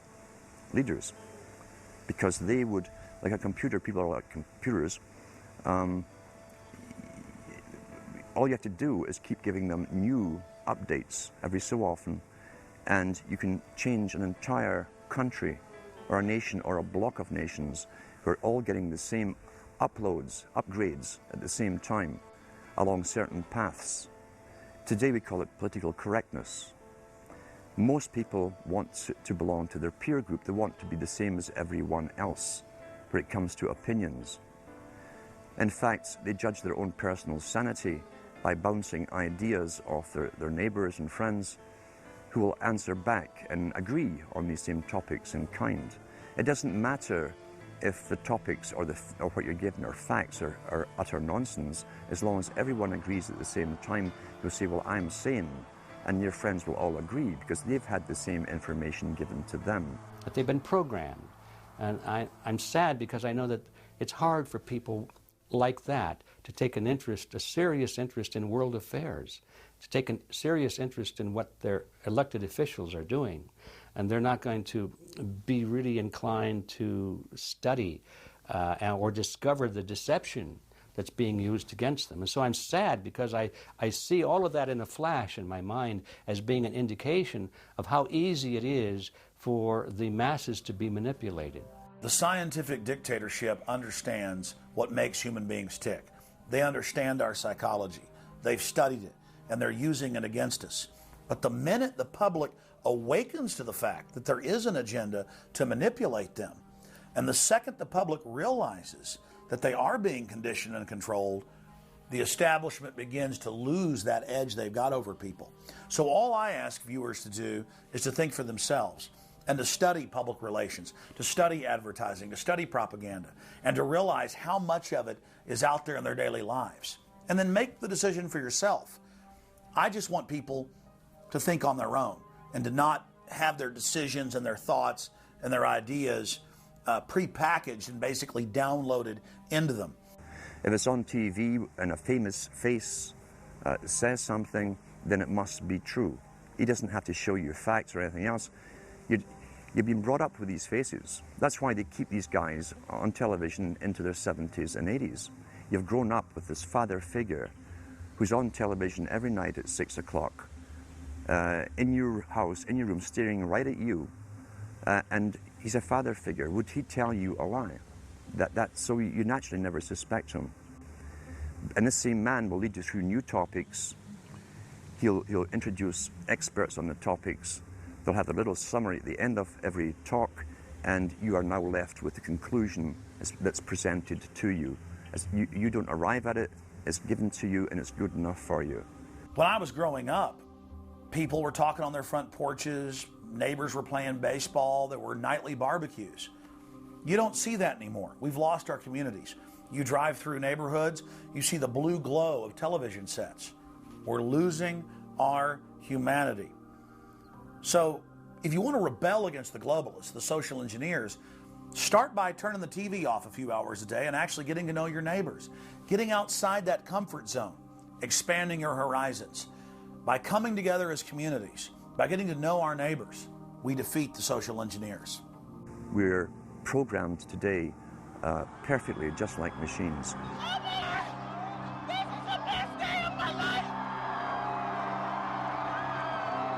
We tie this in with the Brzezinski. Brzezinski said in 2 Ages, now this guy was way up with the NSA. He's a master geopolitician. He admits he works in 20, 50-year periods to do with geopolitics in other countries. But he said himself, the public will shortly be unable to think or reason for themselves. It was meaning by the form of information that was given to them, the type, the formulas that were in use then in the 1970s. He says, eventually they'll be unable to think or reason for themselves. And eventually, he said, they will expect the media to do all their thinking and reasoning for them. Well, that's happened today. That's why people today can't think outside of the programming from television. Zbigniew Brzezinski, Obama's main foreign policy advisor, talks about how a cult of personality can be artificially manufactured to influence the masses. In the first months of my administration, to pull our economy... Oh, goodness. Sorry about that, guys. To pull our economy back from the brink, including the largest and most sweeping economic recovery plan in our nation's history. We're gullible, but we're also willingly gullible. We want a human being, a big daddy, to come along and make everything right for us. And as long as we believe that, we'll always basically get shafted. In addition to John, sorry, I just noticed that I jumped the gun here. Go ahead and move it up. I'd already introduced all you guys. It's the presidential reality show. But when it became an Oprah production, it became slick. You don't have a president, you have an actor. They say that politics is show business for ugly people. You got it. What am I going to tell the president when I tell him his teleprompter is broken? What will he do then? It's Obama's role to front for the international banking syndicate and to take all the heat for their unpopular agenda. It's his job to convince the American people that the buck actually stops at the White House. In Brzezinski's book, Between Two Ages, is that eventually we shall put presidents in who will have personality cults. We shall create massive personality cults for these people through the same techniques as Hollywood has used. Obama is that man today. The globalists, who know that Obama is going to promote their plan, want to make him such a superhero that nobody will question what he's doing. They'll be so preoccupied with who he is, or where he is, or what he's saying, or what he's wearing, or something like that. The idea of making him into a celebrity is very valuable because that way people are less inclined to ask, what is he doing? So that's very useful to these people. Similar plans of social control have been continuously carried out by operatives of the Ford Foundation, who Obama has worked for over the last 30 years. Many of the strategies used to control populations were originally developed by Edward Bernays, who coined the phrase public relations. Bernays said that if you manufacture an authoritative figure who repeats the same messages over and over, that this will appeal to the masses' subconscious desires. Yes, we can. The unwashed masses will helplessly follow the leader and go along with any message they spout. Yes, we can. Yes, we can.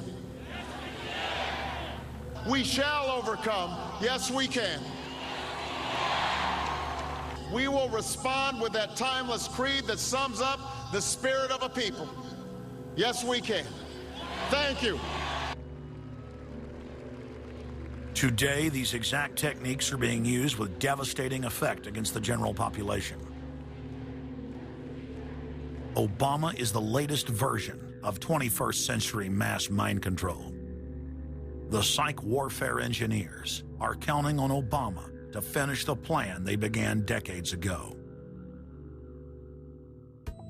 Beyond their plans to devastate the economy for global consolidation, a new international framework of draconian law is being constructed to establish a system of neo-feudalistic serfdom.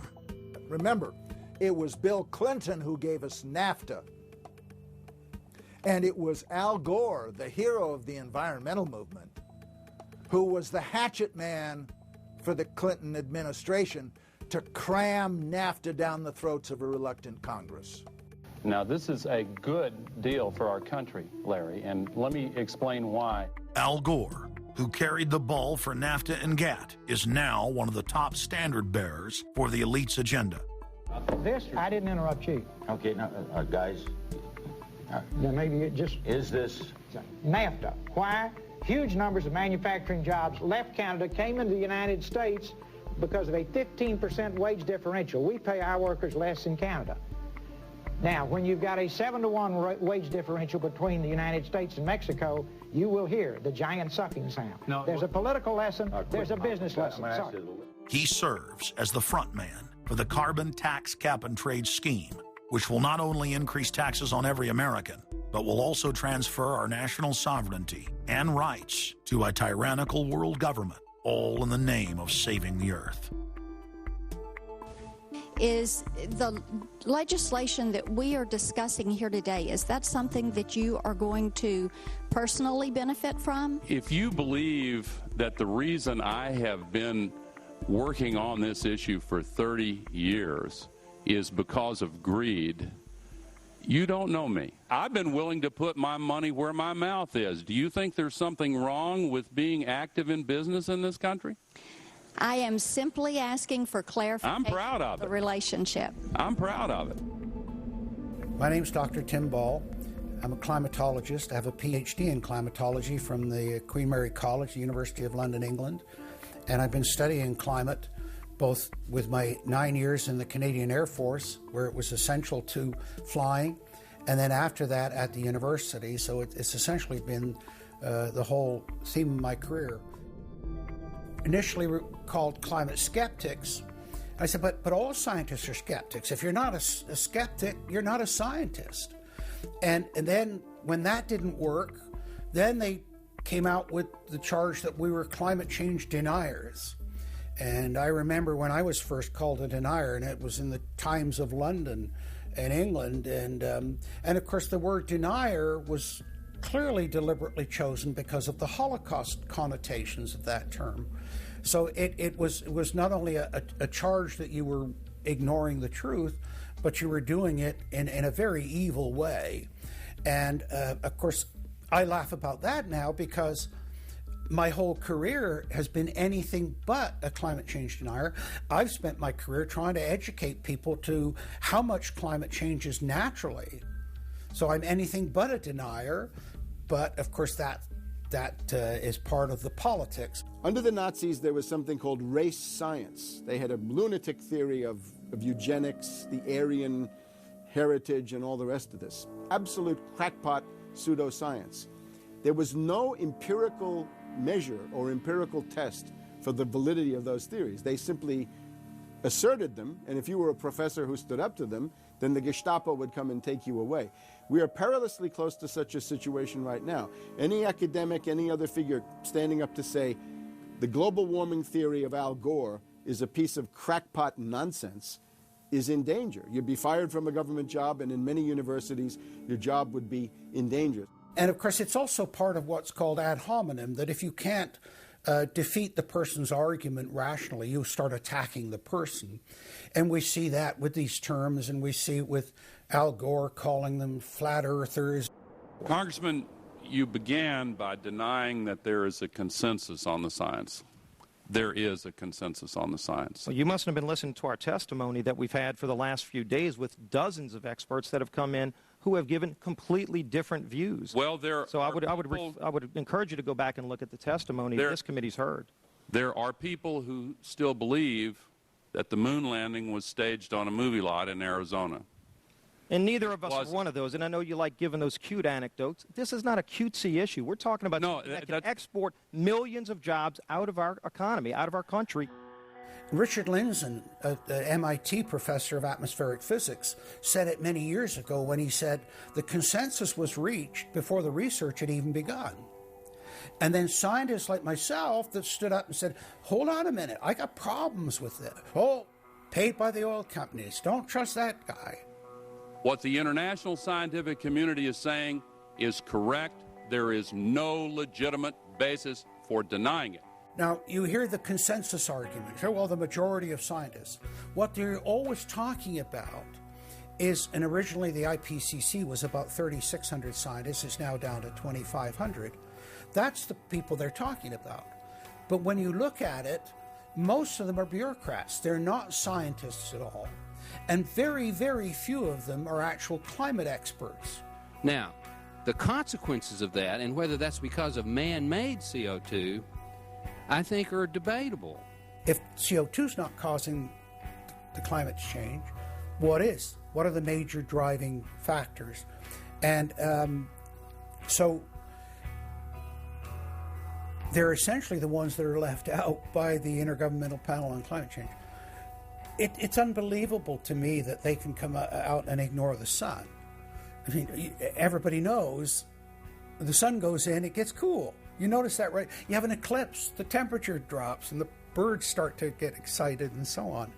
And when you look at the seasonal changes with the sun, how you can suggest that the sun is not a factor is really quite remarkable. Giving us false scientific information is not going to clean up our environment. Speaking with a lot of promises and innuendo is not going to help clean up our environment. The globalists have co-opted the environmental movement.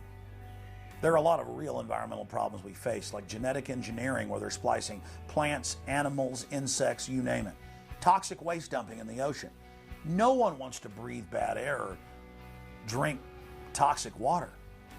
But the global carbon tax has nothing to do with that. It's a tax literally on breathing. Go out on the street or talk to your friends, your neighbors. Ask them, hey, should we ban dihydrogen monoxide? It's bad for the environment. The average person will sign your petition calling for the banning of water. That's right. Dihydrogen monoxide is water. It's the same thing with table salt, sodium chloride. And that's exactly what the establishment is doing with carbon dioxide. Ooh, dioxide.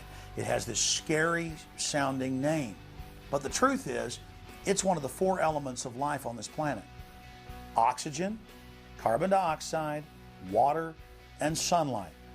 And if the establishment can tax and list as a toxic waste one of those basic 4 building blocks of life, carbon dioxide, they can regulate and control every facet of our lives and shut down any businesses that aren't part of their New World Order. The idea that carbon is a pollutant is essentially a way of saying that humanity is a disease or a cancer that ought to be wiped out. Genocide.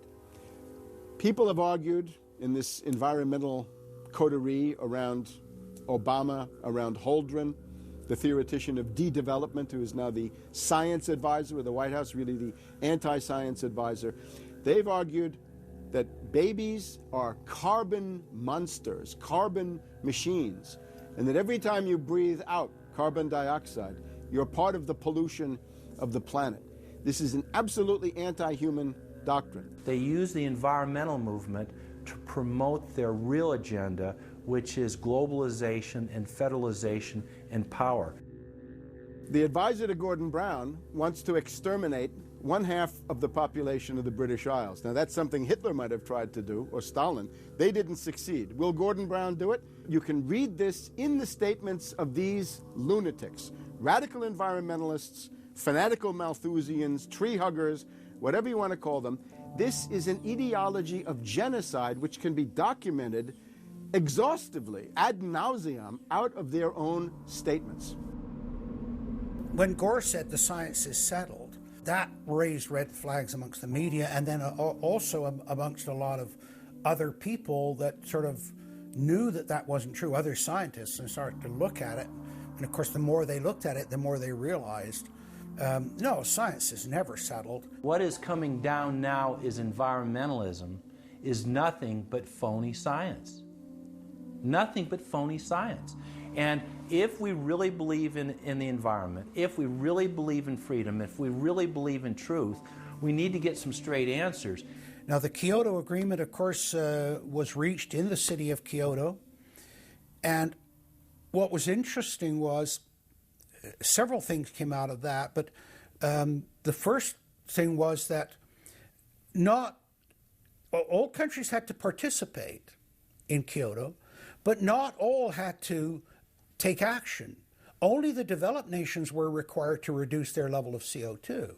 The developing nations were excluded. Now, of course, at that time, China was, and in some ways you can argue it still is, a developing nation. So it wasn't required to meet any targets under Kyoto, nor was India. The U.S., of course, held out.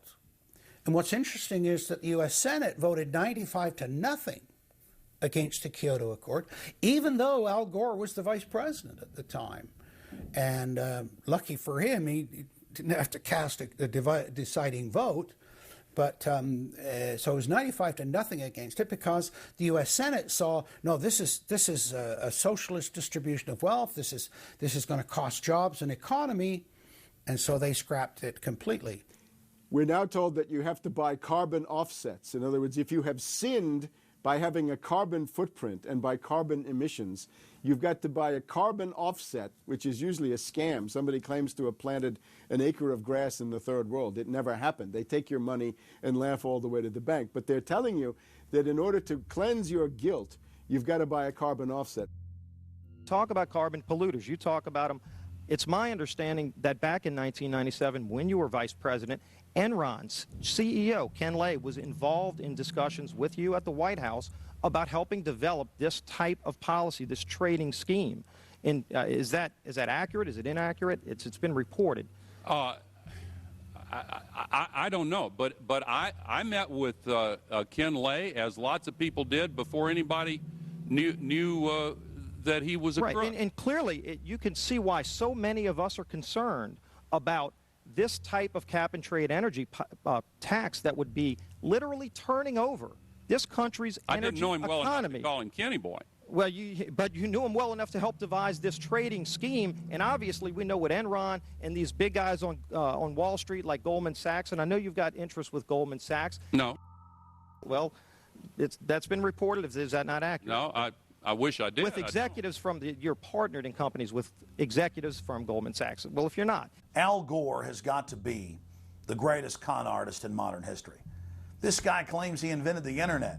Even though it's on record, he's a liar, and he got away with it. He was the pitch man that successfully sold, as vice president, NAFTA and GATT. That's lowered the standard of living in the United States and Mexico and almost completely deindustrialized our country.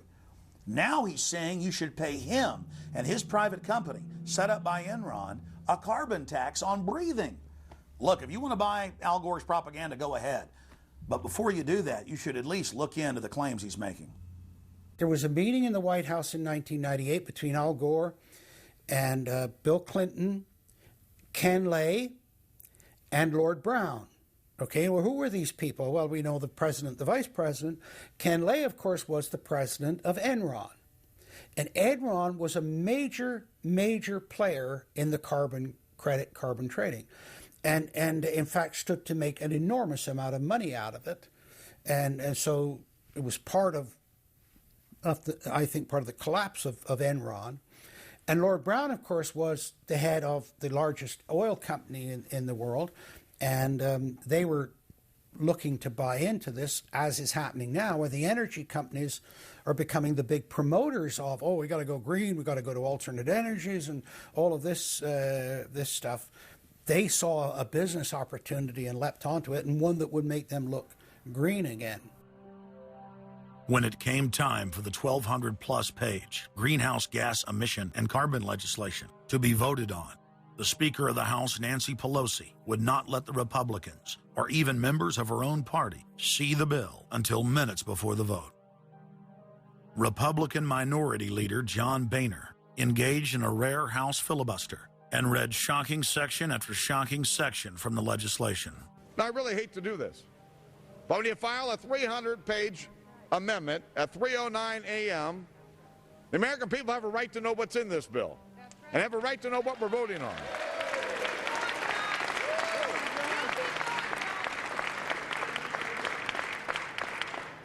Page 48.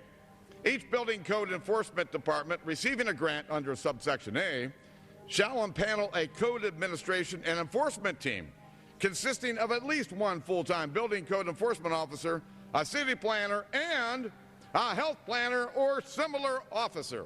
I can take you to Chickasaw, Mercer County in my district. They don't have one full-time person that works for the village, all right, not one. Look at the mandate on every city, village in America right here in this bill.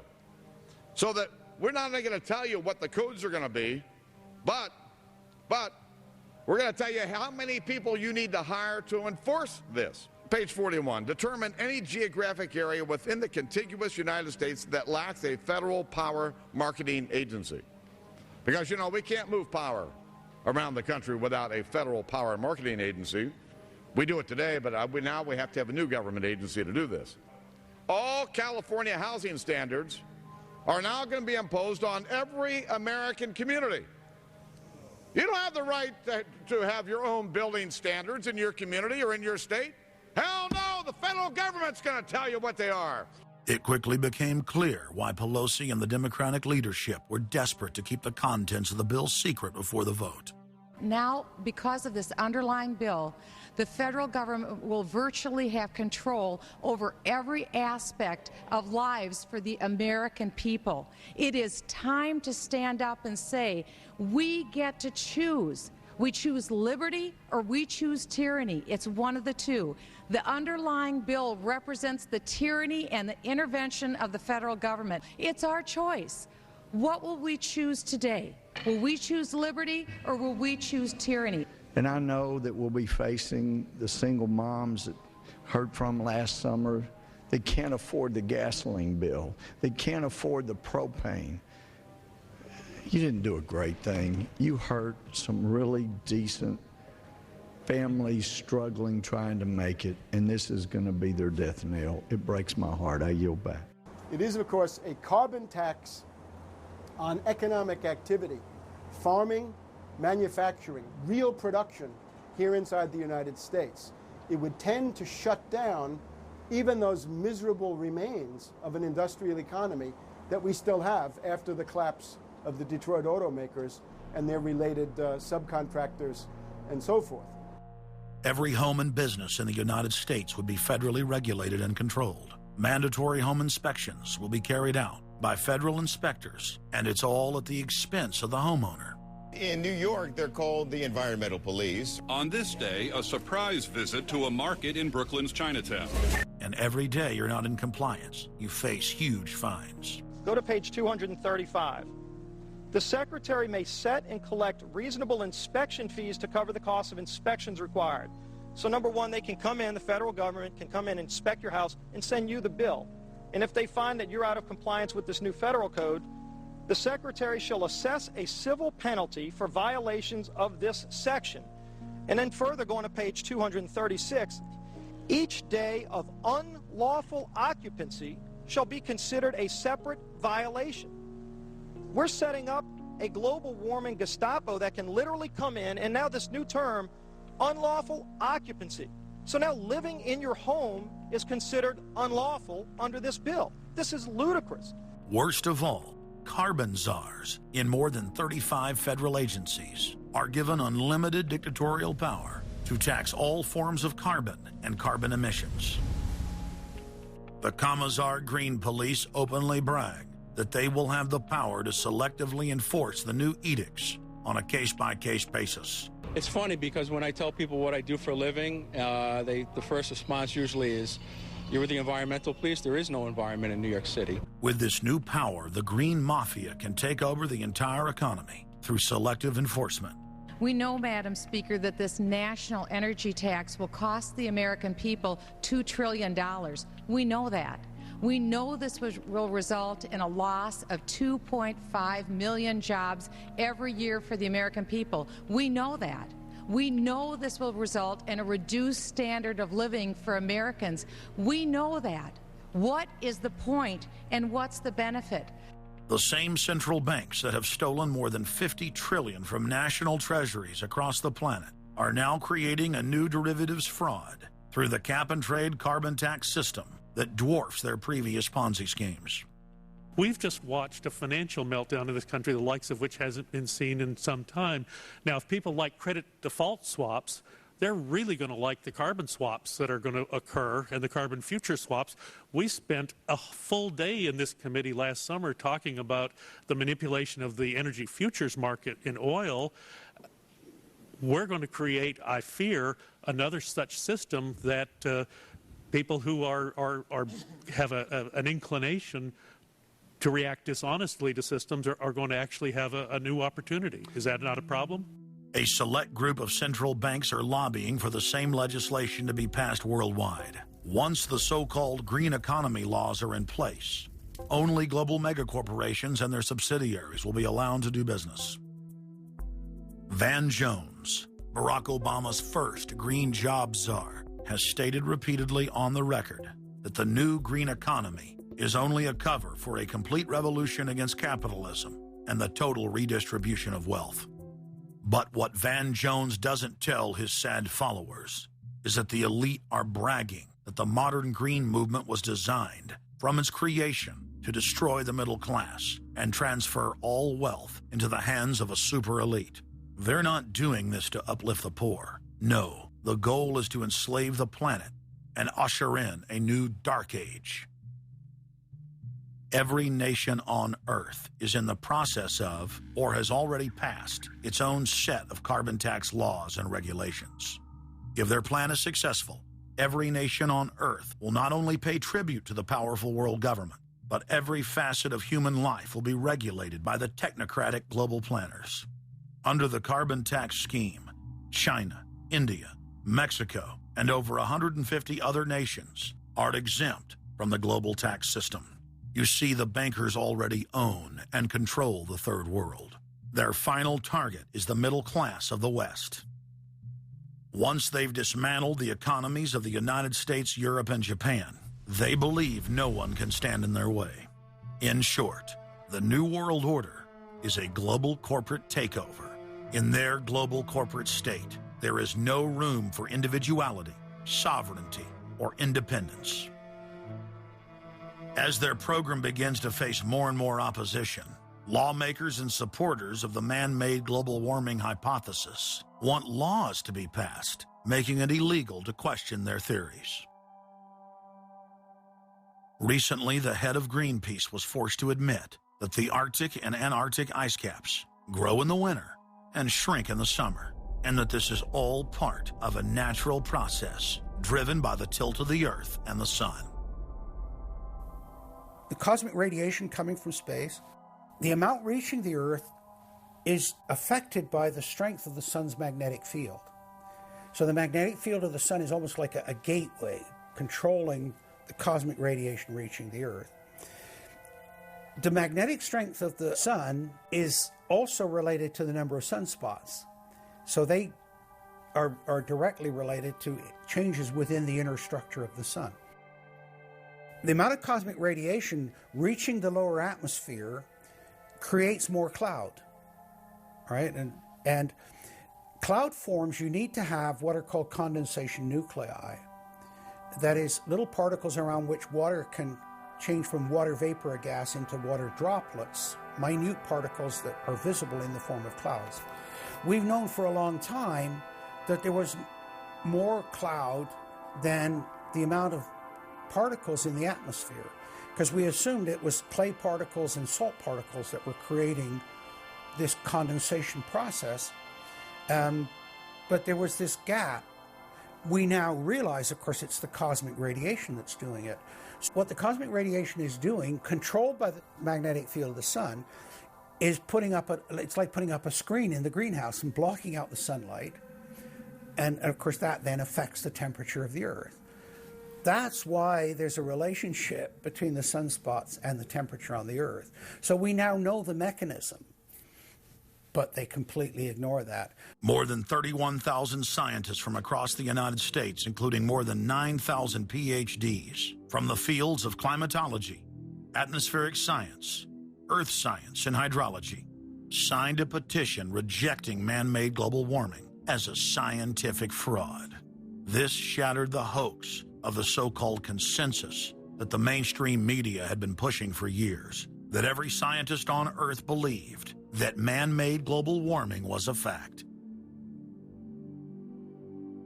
If the people are able to block their carbon tax takeover, the elite's agenda to establish a planetary world government will collapse. To force their unpopular agenda upon the planet, the controllers are racing to complete the construction of their police state control grid. Borrowing from tactics used in the past by communist, fascist, and other totalitarian regimes, every form of classical textbook tyranny is now being implemented in the West. In the United States, the central government is federalizing local police. State and local officers are in a great position to collect important information on terrorists and their allies.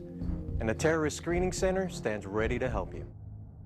This video, produced by Homeland Security, is required viewing for all departments in the U.S. And with the teamwork of local, state, and federal law enforcement, we have an excellent opportunity to see the picture and solve the puzzle before these terrorists can strike again. State, county, and city police now take their marching orders directly from DHS and FEMA.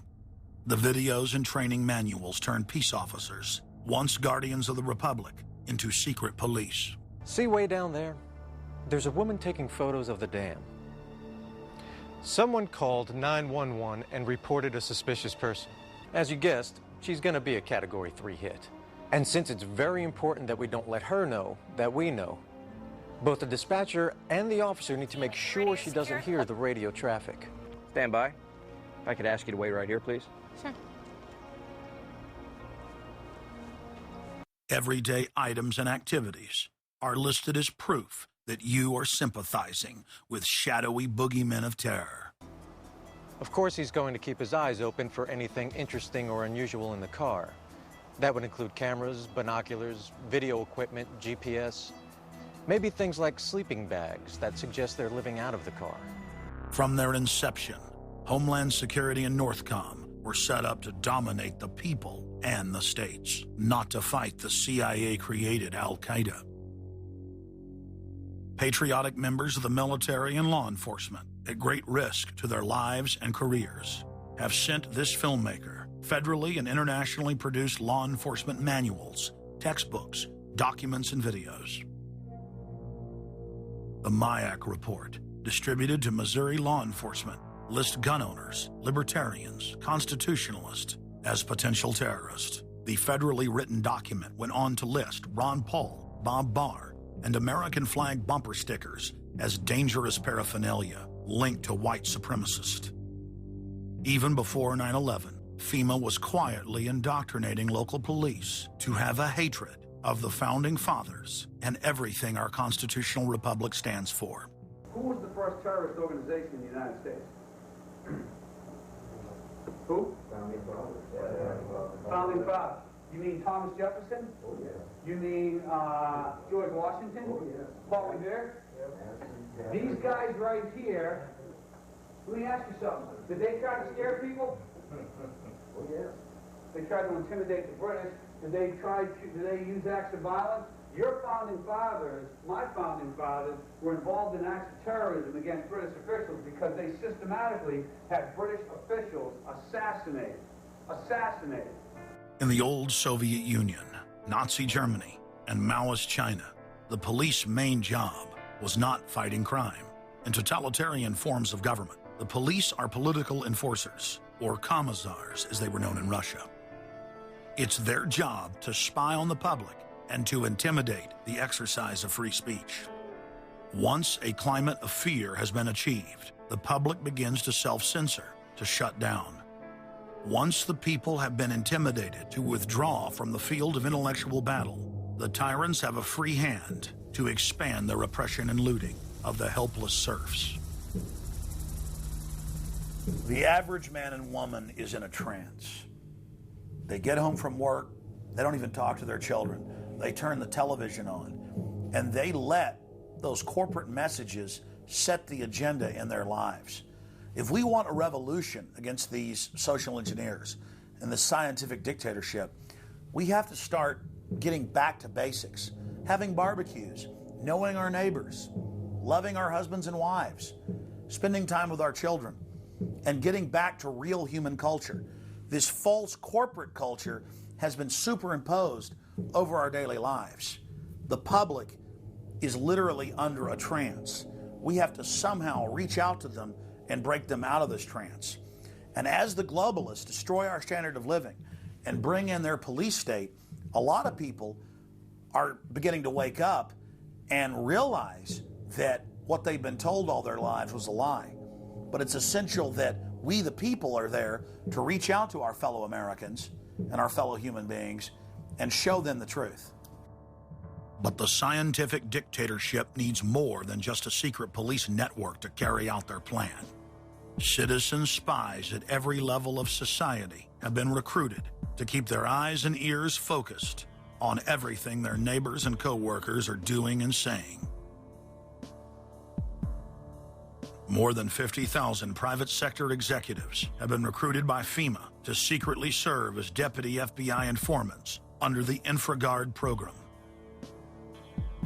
Now there are more than 75,000 preachers serving FEMA in the clergy response teams. Internal FEMA documents reveal that the majority of America's pastors now serve as agents of the shadow government. They are even instructed on how and what to preach. And as KSLA News 12 Jeff Farrell discovered, the clergy would help the government with potentially their biggest problem, us. From my cold, dead hands. Charlton Heston's famous declaration captures a truly American value, the overarching desire to protect our freedoms. But gun confiscation is exactly what happened during the state of emergency following Hurricane Katrina in New Orleans. U.S. troops also arrived, something far easier to do even now thanks to last year's elimination of the 1878 Posse Comitatus Act. That forbid U.S. troops from policing on American soil. If martial law were enacted here at home, public fears and quelling dissent would be critical. And that's exactly what the Clergy Response Team, as it's called, helped accomplish in New Orleans. Jeff, the primary thing that we say to anybody is let's cooperate and get this thing over with, and then we'll settle the differences once the crisis is over. Such clergy response teams would walk a tightrope between the needs of the government versus the wishes of the public.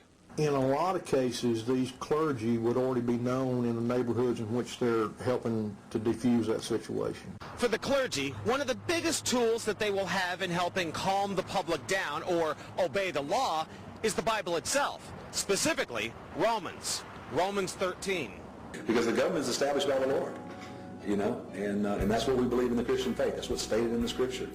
They prepare their flocks like sheep to the slaughter for gun confiscation, forced inoculation, and they tell them that it is a blessing to have their families broken up and put into FEMA camps.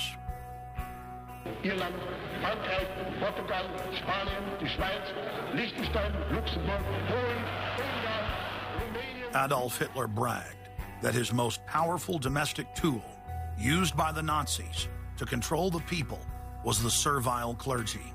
And his favorite Bible verse was Romans 13, render unto Caesar. Either you are with us or you are with the terrorists. The scam was launched as a simple bait and switch. The government recruited the public by telling them that they were needed in the fight against Al-Qaeda. But from day one, over 90% of their training and operations focus on demonizing, surveilling, and harassing anyone who stands against their takeover. The Department of Homeland Security calling on firefighters to take on a new role in the war on terror. The idea to be the eyes for the U.S. government when they're inside a home.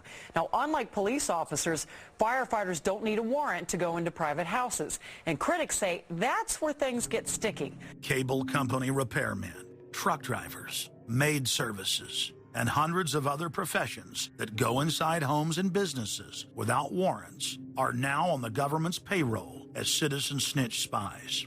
But Big Brother doesn't stop there. Children are being indoctrinated inside the public schools nationwide to spy on their parents. You can give information without having to give your name. You guys can get paid for good tips up to $200. The New York Times praised public school programs in the United States and England that are training children to report their parents for eco-crimes, like taking a hot bath or letting the water run while you brush your teeth. All of that violates their carbon footprint credit allotment.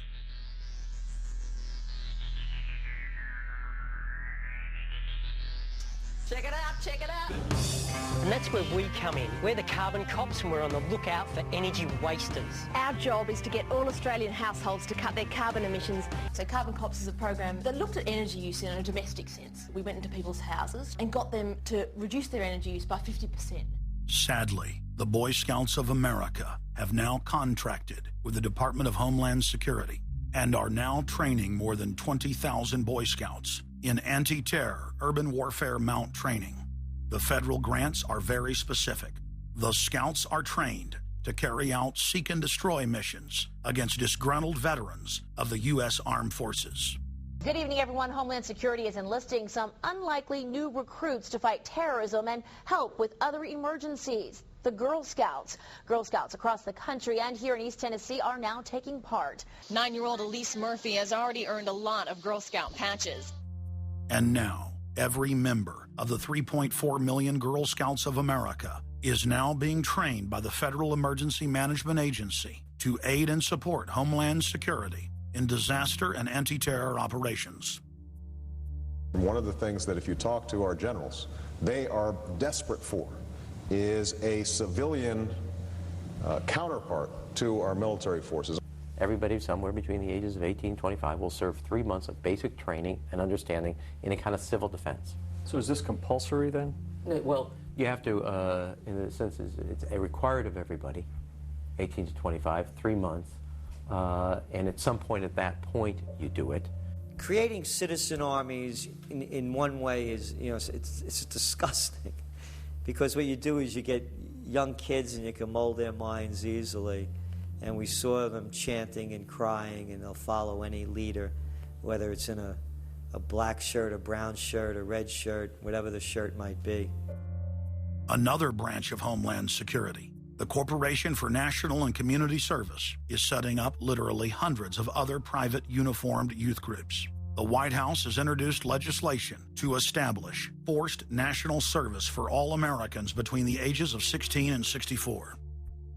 In 2008, the North American Military Governorship, known as NORTHCOM, announced that they had deployed 4,000 regular Army troops inside the United States to deal with civil unrest because they knew that their offshore masters were about to rob the United States blind. In 2009, the Pentagon requested funding from Congress to deploy 379,000 military personnel in thousands of communities across the United States. And now, legislation has been introduced in Congress to expand a system of FEMA concentration camps across the United States under the National Emergency Centers Act, H.R. 645. The Republic is hanging by a thread. The last vestiges of our free system of government are being swept away. You know, you got time to watch baseball, you got time to watch football, you got time to entertain yourself, but I think a knowledgeable public we're losing, and we've got to get people back on track to paying attention, because if you don't pay attention to your government and what they're doing, you're going to pay some dire consequences for it. Unless we become active and become influential in the power centers of society, there's nothing we can do about it. Just knowing about it is not enough.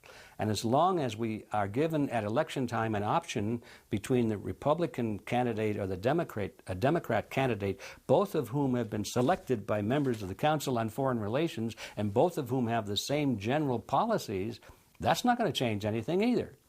So the real issue is, so what? And the answer is we've got to recapture control of the power centers of society. The people have a decision to make. Our nation has been seized in the jaws of a global corporate takeover. The republic is passing into history. We're losing our freedoms. And it's up to every man, woman, and child in the United States to decide whether we're going to be fooled by the slick propaganda of the social engineers or whether we're going to restore the republic. The values expressed by our founding fathers in the Declaration of Independence and other documents are very important to these times, and it's now our chance to manifest those documents. Now is the time for all good men to come to the aid of their country, because the country is being stolen from us in broad daylight. Not only stolen metaphorically, but financially as well. The numbers don't lie. The American people, having been educated as to the truth, then have to rise up and demand and get a government that starts serving them. We need a change, and it isn't going to come from Democrats and Republicans. It has to come from the American people. Dissension is the greatest form of patriotism, and I believe that. Because if you don't hold your elected officials' feet to the fire and pay attention, you are going to get bad government. So it's imperative for all of us. It's our job as citizens of this great country to pay attention. This is our last chance to not relive history. Hundreds of nations have fallen to tyranny in the last century alone. America is a prize coveted by the despotic megacorporations that now dominate our planet. If their world government is truly to rise, freedom and the republic for which it stands must fall. Now is the time for all good men and women to come to the aid of their country. One of the greatest events in history is taking place before our very eyes. For many generations into the future, our progeny will look back on this time as either a place where humanity rose to the challenge and made a stand against the forces of darkness, or as a time when the planet fell into the grip of a merciless high-tech tyranny.